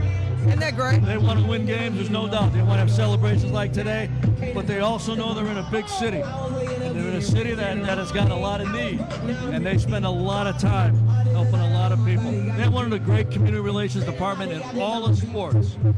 Co-Whiteman, one of the great leaders in all of sport, not just in baseball, not just in this city, but all. Pat, I know for a fact that when Dodger players come here, they know what Ed was talking about. Sure, you can be a great player. If you don't get out in those streets, if you don't get out in the community, if you don't help those young people to grow up to respect you and go to school and get a good education, you're not going to play here. This stadium itself has such history. It is connected to Chavez Ravine, to East Los Angeles, and that is very present today. Yes. When we look at the fans and the people that are lined up here in the stadium, it has that flavor. And if they didn't give back, I don't think they'd be, right? They wouldn't be as appreciated. You know what else? Here's something else. the Dodgers have this unique ability to take young fans of today, give them confidence, so they are the big paying fans of tomorrow. There's a lot of young people here under the age of 18. They're going to be Dodger fans forever. So the Dodgers are just rolling up. Fans, here we come again. They just roll up the fans. It's absolutely incredible. The generation that they have, yes. And you know what? It does make a difference. We looked and saw all of those young people that were lining the streets of downtown Los Angeles because there was a parade and they were coming to see their team play. And because they hear so much about them, a lot of them want to go into the same thing. And let's face it, even if they don't become major stars, they participate in a team sport, and that alone also builds character. And Am I right? They learn the power of community by watching this team and how good it can be. People from all over the world play on this team. And the Dodgers are one of the best in not only playing here at Chavez Ravine, they're one of the best at giving back to the community that gives so much to them. When I would sign free agents, we know the money's big, right? Yeah. Not as big as when I was doing it as it is today. But in the contracts, I would say when you're arguing over the last few dollars, I'll do this. But half of this is going back into the community. And they all said, you got it. You got it. Yeah. So, I mean, there's a lot of things players do nobody knows about. They don't want the applause for it. But this is a very community-wise organization, and it transcends down to your players and your leadership. So it was like that under your leadership too, right, Nash? You made that a point? Yeah, oh, absolutely. Where I come from and how I grew up, you had to have community. Community builds everybody. So, hey, we got to be in the community. Pat, he's one of the starters. He's one of the big reasons why the Dodgers have the philosophy they have today. Give back. And that says a lot. Oh, and it reminds me of what Dr. King said. Giving back to your fellow mankind is one of the most noble things anyone can do. That applies to the Los Angeles Dodgers. Amen. And how could they not? We've been watching them taking their own videos and pictures and really exulting in the moment. They appreciate the fanship and the adoration. And that's not necessarily what makes you play better. But then again, yes, it is. Oh, yeah. There's no doubt. There's no doubt. Because the support that they get, they repay. Because sometimes you get that divine intervention that you don't know where it comes from or when it's coming, but you're going to get it. Well, it'll be great if they can keep this level of enthusiasm every year. I'm sure they expect it because they know the fans expect it of them. Right. Well, I don't know who's going to beat them because, as I said earlier, they're hungry. They are not done. This might be just the beginning. Well, people are already talking about trades and things that are happening in the other teams, but you're sort of like dismiss that. Dodgers are very, very selective on who wears that uniform and who plays. You're going to get well paid. You're going to live in a great spot. You're going to be by the beach, perhaps. But not everybody can be a Dodger. And the organization, the leadership, ownership, front office leadership, they're very, very selective as who should wear this uniform and play at this stadium. And Pat, I know for a fact that the Dodgers have turned down. They have gone away from certain players because those players didn't fit the Dodger mold. There's a certain mold that the Dodgers want their players to fit. If you don't fit that mold, you don't come here to play. There's hardly any player that's a great player. If they're a free agent, it's not telling their agent, call LA. Oh, I believe that. This is a destination. Yes. But, they're selective as to who comes and who they want in that room. I mean, they've really got it down. Yeah. Sports fans, I guess, today certainly are, I want to not necessarily have more finesse, but they have more access because of things that we didn't have. Back when Coach Tommy Lasorda, for example. Yes. Now, talk about an exciting time. But today, and in the last few years, I guess with social media, that makes a big difference because we knew about the Los Angeles Dodgers across the country on the East Coast, but people today all over the world are familiar with the Dodgers. Yes. So I just want to make a little comparison into what we're seeing now and what we saw. during so much bigger. Lasorda's time. It is so much bigger. It was always, I'd say, domestic, but now I think it's worldwide. And it helps that they've signed the players they have from Japan and Latin America. But they are really a universal brand. They've always been a great brand, but a universal brand. And Pat, one of the people that's most responsible for this, debt collector. How would Tommy be right now? Oh my goodness! Oh, how much fun would he be having? Running up and down the third base line, talking about the fruits of victory. Oh yes! Oh yeah! I want to see that flag waved again in center field. That championship. I miss Tommy. Oh yeah! I do too. I mean, that talk about great expectations, but he was the biggest cheerleader that team had, if you ask me. Yes. Yes. Right? Oh, yeah. He was the face of baseball for a while and never won a game in the big leagues as a pitcher. Did not win one game, but great leader. You know, another guy I miss, Don Newcomb. Yeah. How happy with Don Newcomb? May he rest in my peace. goodness. I love Don Newcomb. Yeah. The all-time best. Lou Johnson. Yes. I remember Tommy pulled me aside when I first started working here. He said, I'm going to give you a piece of advice, and if you don't take it, I'm going to run you out of town. I believe he said that. He said, I want you to get up early, go to bed late, work like H-E-double-L in between. If you do those things, you'll be all right. Well, he was a guy, too, that really was very concerned about community service. I went out on a fishing trip with him where he took a number of boys and girls from various neighborhood clubs, and he taught them how to fish. And many of them had never been out of their neighborhoods before, probably never been on a boat, or certainly not in the Pacific Ocean.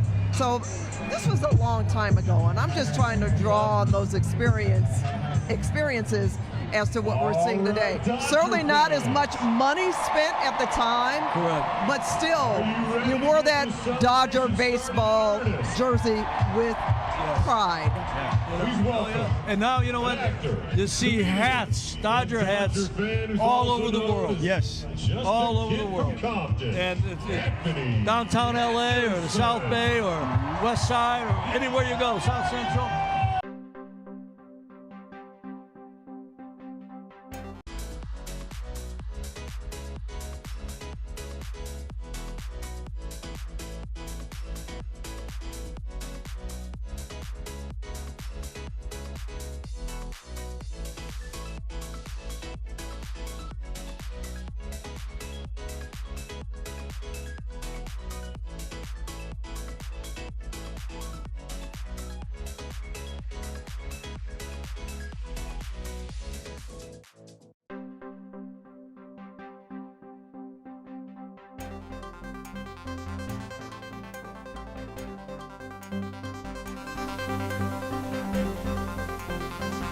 Look for 5 people, you'll see at least 2 Dodger hats. Yes. Okay, let's listen to big cheerleader Anthony Anderson on the field right now. What are they talking about in Toronto right now? What are they talking about? They talking about nothing. They talking about nothing. What a glorious day it is today. I stood on this stage March 28th when we were handing out the World Series rings to the 2024 Los Angeles World Champion Dodgers. And I stand here today, and it is my honor to welcome to the stadium the first Dodger in the long-esteemed history of the franchise to win back-to-back championships. Now, last year we said they not like us, and guess what? They still not like us. Mustang! Drop it!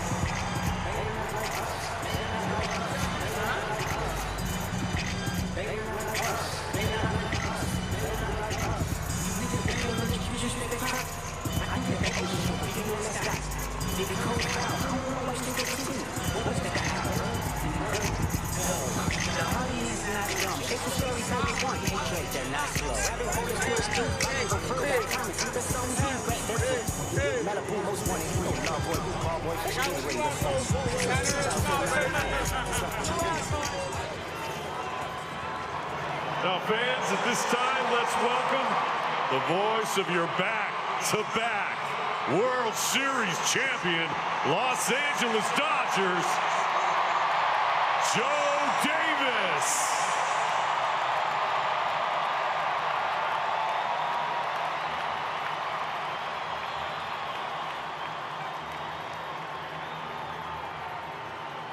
I still have Joe's mic. Is he going to the podium? Let's go. How we feeling?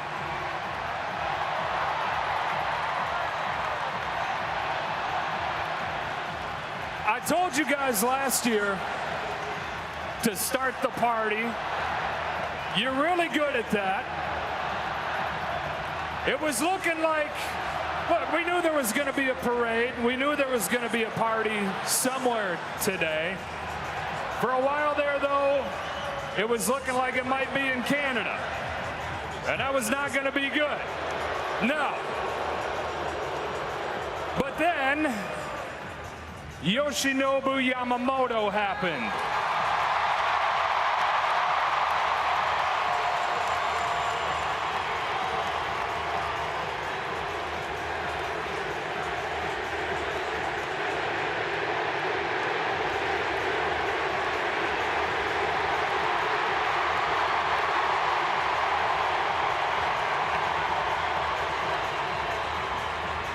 And then again, they're starting to plan the parade in Toronto.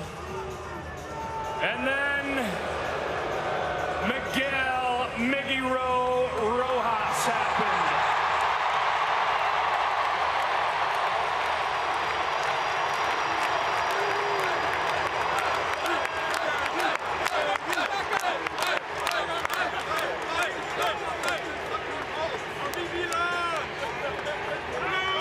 And then that babyface killer did it again. Will Smith happened.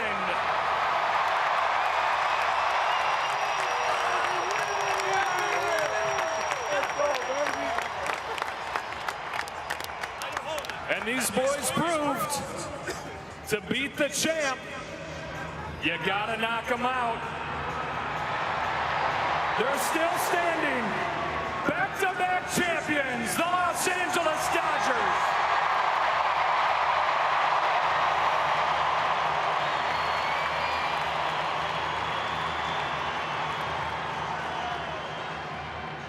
We got 2 tables, but only 1 trophy. Where's the skipper? Hey, Joe. Dave Roberts. You got any idea where that other trophy is? I got this covered, Joe. I got a good friend of mine that's got this on lock. Hey, Ice Cube, why don't you come on in right now?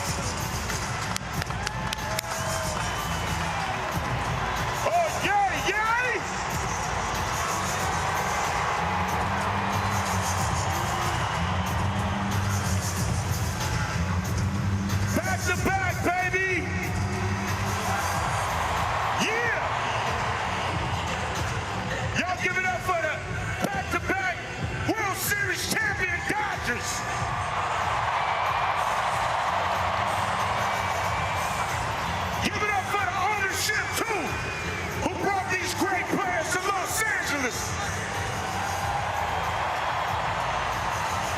And Dave Roberts, the coaching staff, they managed that off.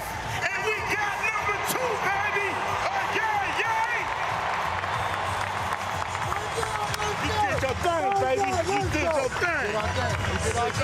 We did our thing, my guy. Come on, man. Give me some. Back at it. Great job. Great job.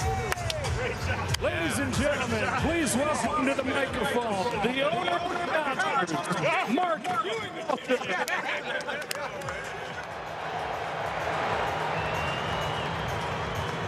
I can't tell you what this is like.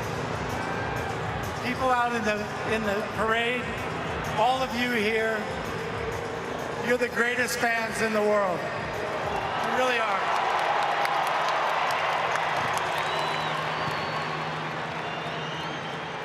The team, the staff, they never gave up. All the way down to the very last out, which we won.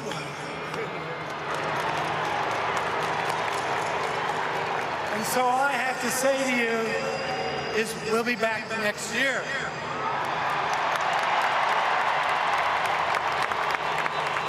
Now one of the most accomplished executives in sports, in another great jacket, Stan Kasten. Back-to-back jacket. Thank you, Joe.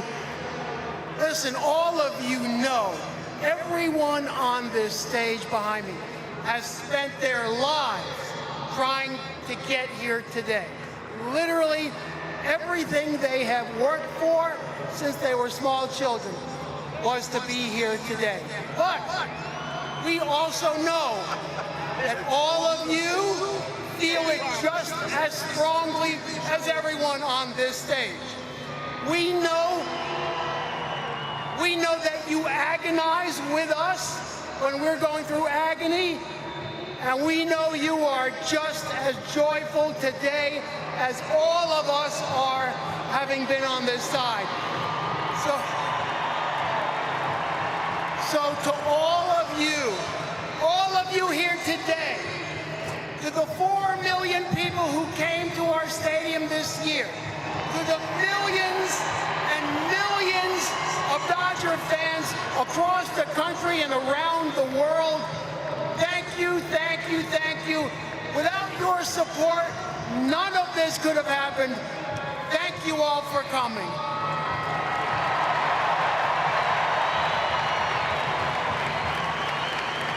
The lead architect of the back-to-back champions, Andrew Friedman.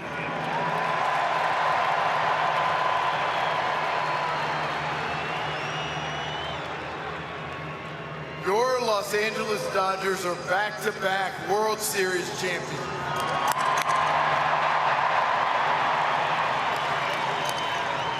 From the offseason to Tokyo to Toronto, it was all about getting back to this day. The parade, sharing this moment with our incredible fans was what fueled us to get here.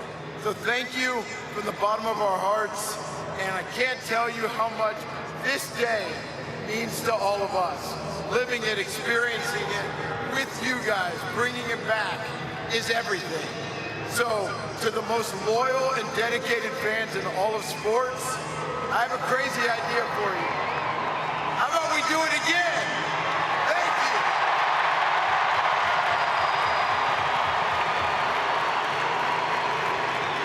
you. His right-hand man, the general manager, Brendan Gomes. We can't thank you guys enough.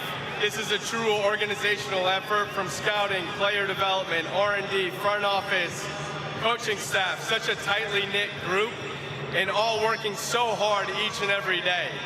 This is the best group of teammates I've ever been around in my life. And the one thing that I know is beautiful about today, on top of all other things, is we get to honor the GOAT, Clayton Kershaw, the greatest competitor we'll ever see.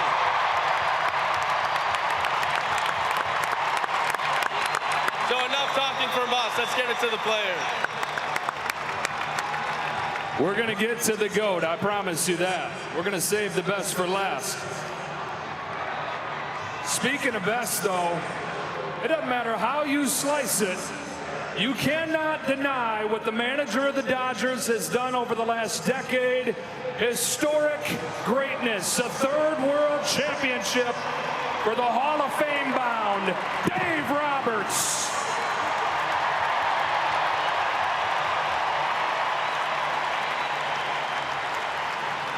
All right, I can't talk about ruining anything today, guys. I'm sorry to disappoint. But we talked last year about running it back, and before I get to that, a word stuck out really to me after we won Game 7, the word mirror. And the reason I bring this word up is because every time we take the field, our players look in the mirror, and what we see is you guys. We see toughness. We see passion. We see perseverance. Yeah, we like good weather too. But I'll tell you right now, this group of guys right now was never going to be denied to bring this city another championship.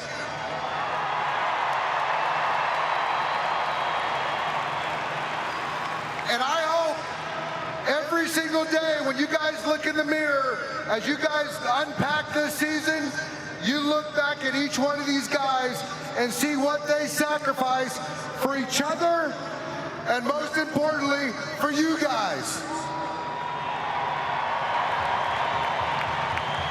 So, the last thing I'll say, I talked to a good friend of mine yesterday on the plane, and he gave me the okay to use this phrase. Pat Riley, what's better than 2? 3! 3P! 3P! Let's go!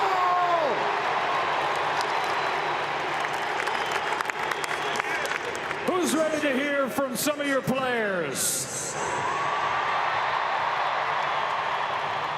Throughout baseball history, there are names that we know. Not in every case is that player a perennial all-star, a guy that you know is headed to the Hall of Fame. What they always are somebody who stayed ready for his moment. We haven't seen him in a couple weeks, but he stayed ready for the moment he's been waiting his whole life for.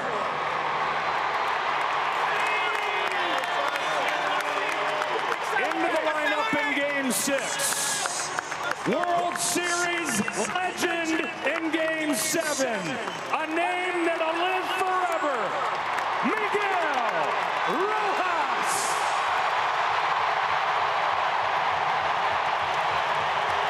Dodger fans, you deserve this. You pack this place every single day. We play in front of 50,000 people every single night, and you deserve this day. We're back-to-back champions. But it's not about me. It's all about all these guys behind me. We couldn't be here if we Freddie don't hit that homer in game number 3. Give it up for him. We couldn't be here. I know we're going to talk about this later. If Yamamoto don't pitch game 2 and throw a complete game, we're not here. And we're not here if Paje don't catch a ball in center field in extra innings. It's not about me. It's about everybody on this organization doing what they need to do when the name is called, right, Doug? And I got one more thing, and that's the only thing that I want to share with you guys. This guy's birthday today, Rocky. DJ, can you give me that song?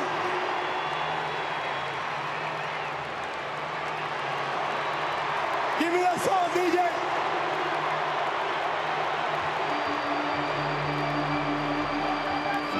No, that song, DJ. song. Know that song. Báilala, Rocky, suéltala, Rocky. Rocky, suéltala, Rocky. Báilala, Rocky. Suéltala, Rocky. Báilala, Rocky. Báilala, Rocky. Suéltala, Rocky. Pa, pa, pa, pa, pa, pa. Happy birthday, Rocky. Let's go.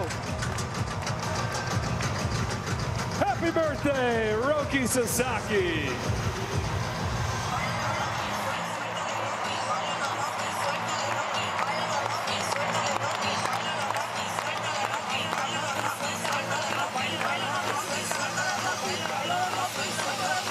All right.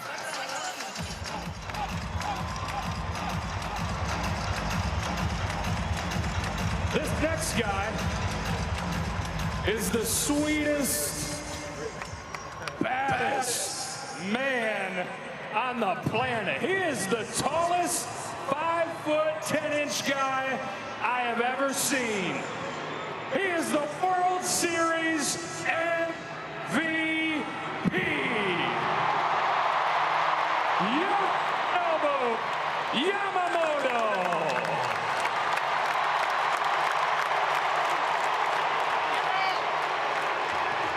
Buenas tardes. You know what? Losing isn't an option.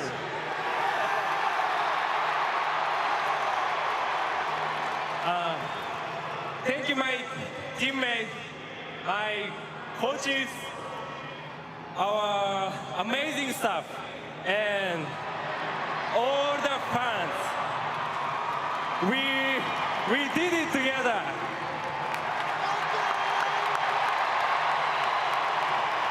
I love the Dodgers. I love Los Angeles. Arigato.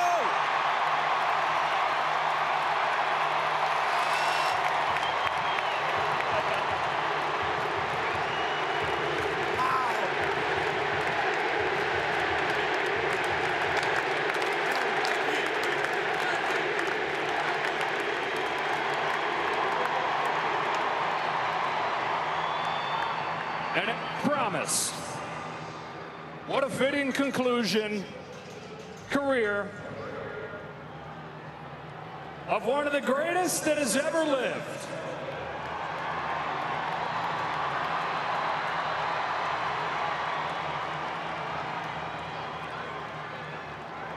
Cliffhanger. Using the word greatest is a pretty good segue, though. They said, when is this guy going to get it? When is he World Series?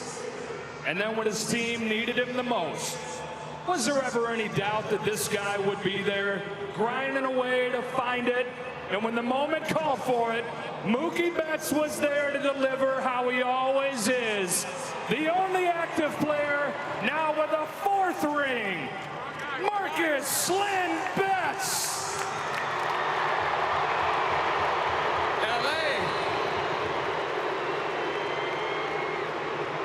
Since I got here, we've been winning.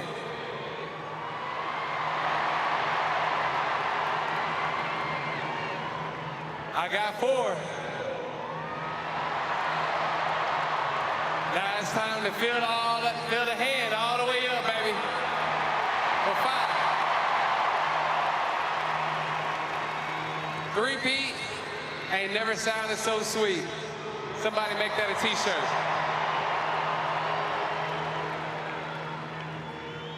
I want to say you guys have made my time here something unbelievable. I love everybody here, and I thank y'all.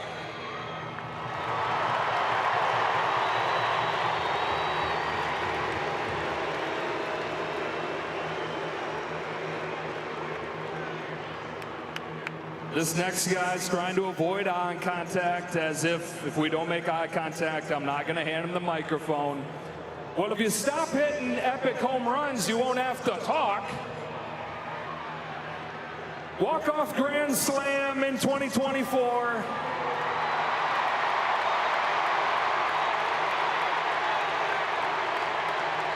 walk-off home run in the 18th inning of Game 3 in 2025. Freddie Freeman. Thank you, Los Angeles. Like Mookie said, ever since I got here, we started winning. And there is nothing better than hoisting up these trophies for you guys. Just like Stan said, over 4 million of you came to watch us play this year, and we delivered. Job in 2024 done. Job in 2025 done. Job in 2026 starts now.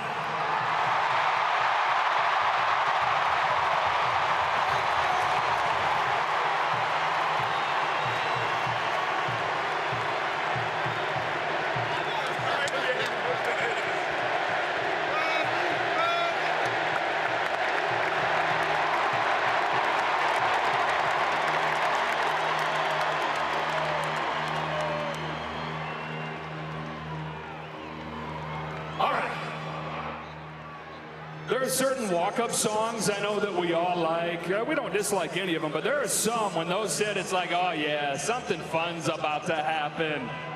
Give me that Kike music.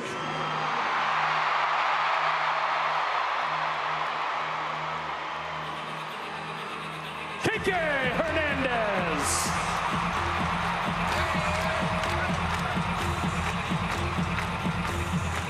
Hello, hello, hello, hello.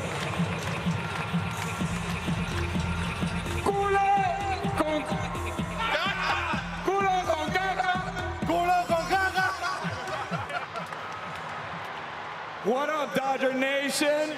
It's October's very own.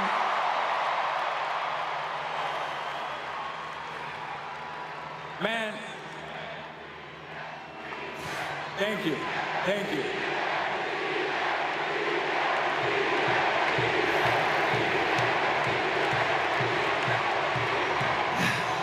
I apologize for the blackout that's about to happen.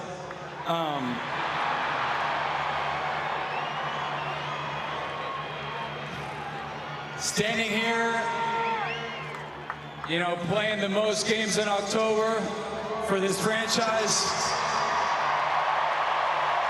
for this really big team that has a lot of really big rings. It's a true honor. I love you guys from the bottom of my heart. This past decade for me has been amazing. What else should I say?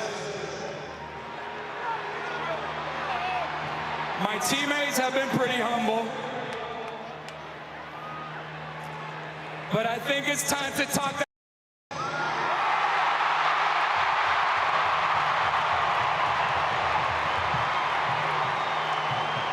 Everybody's been asking questions about a dynasty.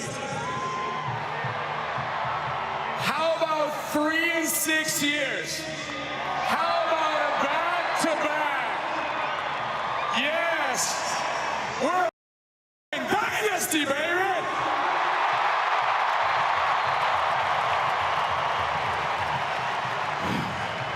And I want to take this time to apologize to absolutely nobody. The triple champ does what the wants. October out. Deuces.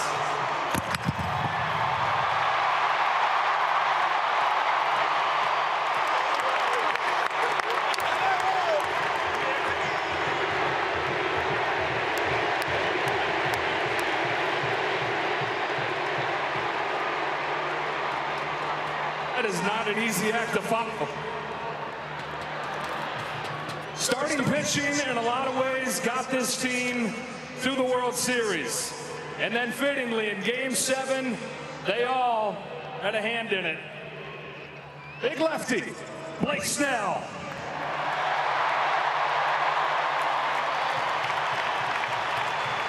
What up, Los Angeles? Y'all made a dream come true for me. I appreciate it. Appreciate the love every game. And I'm trying to get used to this. Trying to get used to this. You're gonna see a lot of this. So get used to it. Don't be afraid to do it when you see me pitching. Lock me in. Two things I wanted to say. I didn't know I was gonna speak. One was hello. The second thing, I've been waiting since we won. I've been wanting to say this for a long time, but it's a parade inside my city, yeah. That's all I got.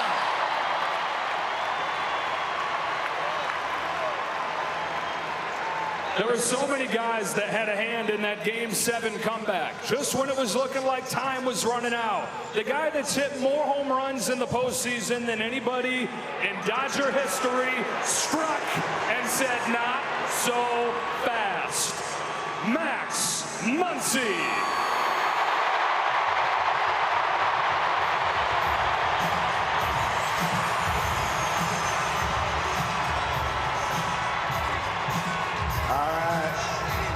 I'll try to keep this short so we can hear from the guy that everyone wants to hear from. All I gotta say, starting to get a little comfortable up here.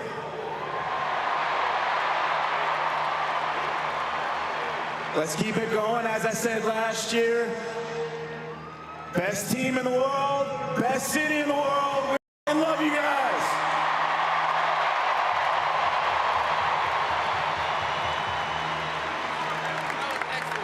It's a testament to what a true team this is, and that this was.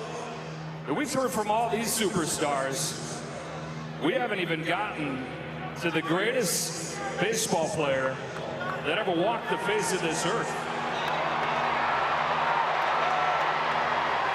He is two players in one. Of all time. He is a walking statue. He is Shohei Ohtani.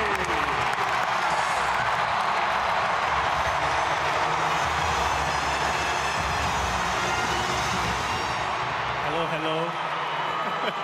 I want to say that I'm so proud of this team, and then I want to say you guys are the greatest fans in the world. And then I'm ready to get another ring next year. Let's go.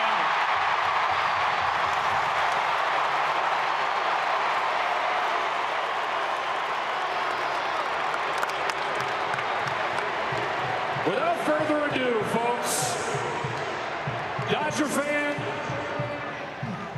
one more time, we have a chance to show this man what he's meant to us, the city, this franchise, to baseball. One more time, number 22, left-hander, Clayton Kershaw.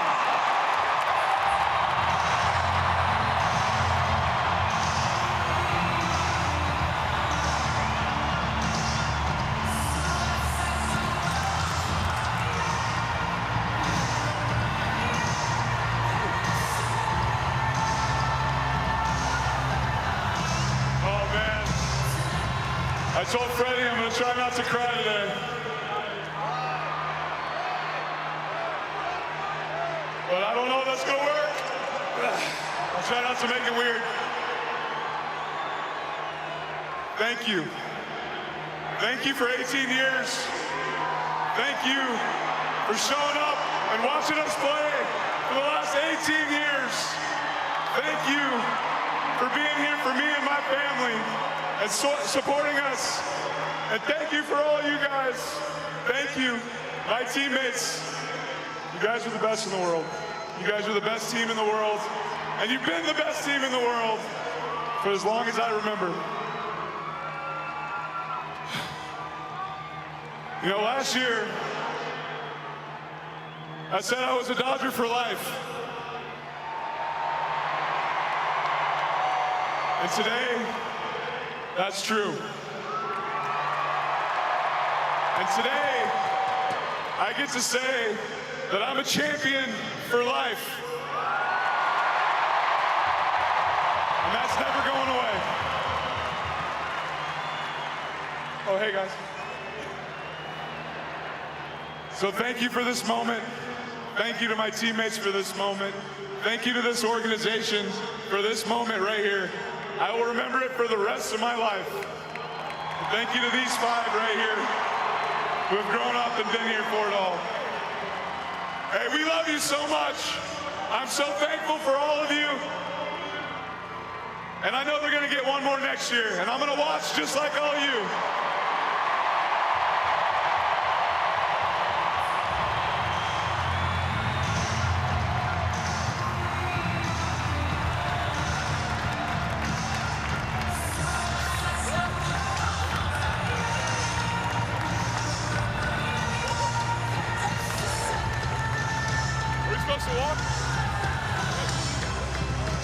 Ladies and gentlemen, last time today, your back-to-back world champion Los Angeles Dodgers.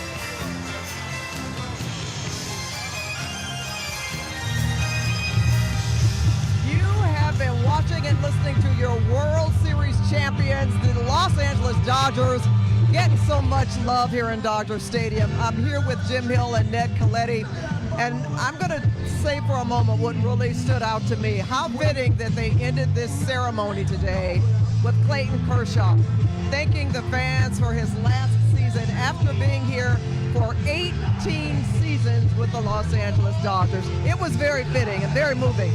You know, he said that he didn't want to cry. He told Freddie Freeman he wasn't going to cry. He didn't want to make it weird. But I got to tell you, me watching him, and the last time that we'll see him on that stage, I started to tear up a little bit. Oh, I bet you did, it's the end of a tremendous era with somebody who is a tremendous player and even a better person. We were talking about Clayton Kershaw, Jim, and just how much he brought to this team, and with him playing for the very last time, just how moving that his testimony was today at the end of this rally. I'm sure he had a very restless night because he knew this would be his last time being on the field with his teammates. But the wonderful thing about it is the way his teammates received him and talked about him and hugged him on the platform. But even more important, the rousing ovation he got from the fans in the stands saying, "Thank you." It was such a beautiful thing. And listen, we're going to have more wonderful, unforgettable moments from the parade and the rally here. So keep it right here on CBS 2 and KCAL 9. We'll be right back.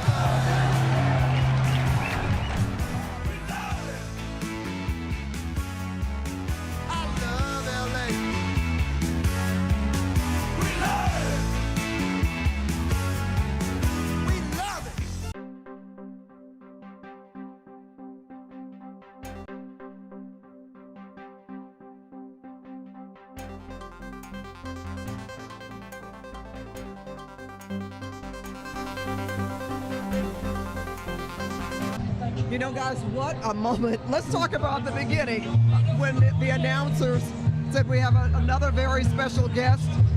And here comes Ice Cube. He didn't sing this time, and he came out in a blue hoopty holding the trophy and proceeded to get out of the car and walk to the podium and give it to the guys on stage. That was a great moment. You know what? They're hoping for a second car next year. One can come down the right field line, one can come down the left field line. You know, we're going to need a car to hold all the trophies themselves, right? Only in Los Angeles. Only the Dodgers would be able to pull off something like that. And no one knew about it, or I should say very few people knew about it. And what a roar of reception he got when he walked out. Yeah, this was really a heck of a presentation. It was last year, but this year felt even more special, and we're going to get back to Clayton Kershaw in a moment. But I also just wanted to talk about some of the speeches that we heard. Dave Roberts, what did he say? He quoted Pat Riley and said, "What's better than winning 2? Yes. Winning 3. Yes. I'd like to talk a little bit about what the manager of this club has done. Dave Roberts has done something that very few people are even capable of doing, and that is taking a group of individuals, 40, 45 people, and molding them into making them see one goal, and that goal is winning the World Series championship. Now, other people talk about it, and other people try, but this man succeeded. He did it. And against some odds, let's face it, because there were times where, you know, everyone has an opinion, right? When the team isn't doing so well, thinking, oh, we need to have a change. But look at what he's done. Delivered 3 championships in 6 years. Iconic. One of the great managers of all time. And I think finally people will start to realize that and start to say that, because what he has done has been phenomenal. He's been to the World Series 5 times in what, 8 years? Yeah. I mean, how tough is that to do? That's not normal. That doesn't happen. But you know what? He's earned it. He's earned every accolade.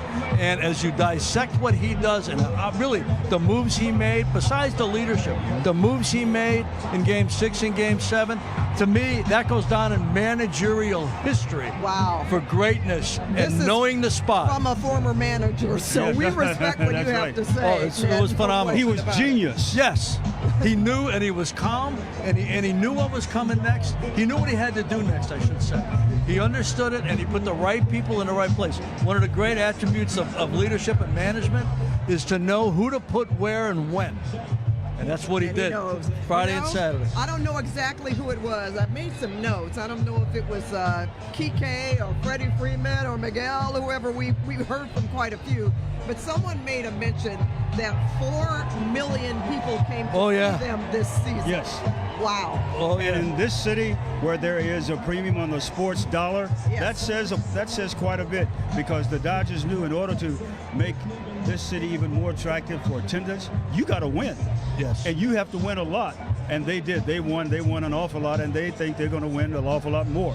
That takes a lot to fill up a 56,000 seat stadium every day. Every night. Yeah. And that's what they said. Every day. game they played, this stadium was full. Yep. You know, you got LA traffic, right?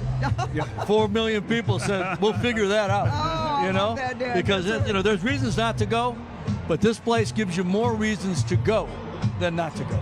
And it's nice when the players give a big shout out and a thank you to the fans who made it all possible. Love hearing from Freddie Freeman, and we heard from so many that they were talking about coming back next year. You know, it's one thing to say, well, we'll see what happens. We just come out and play our best, but no, they're going for a 3-peat.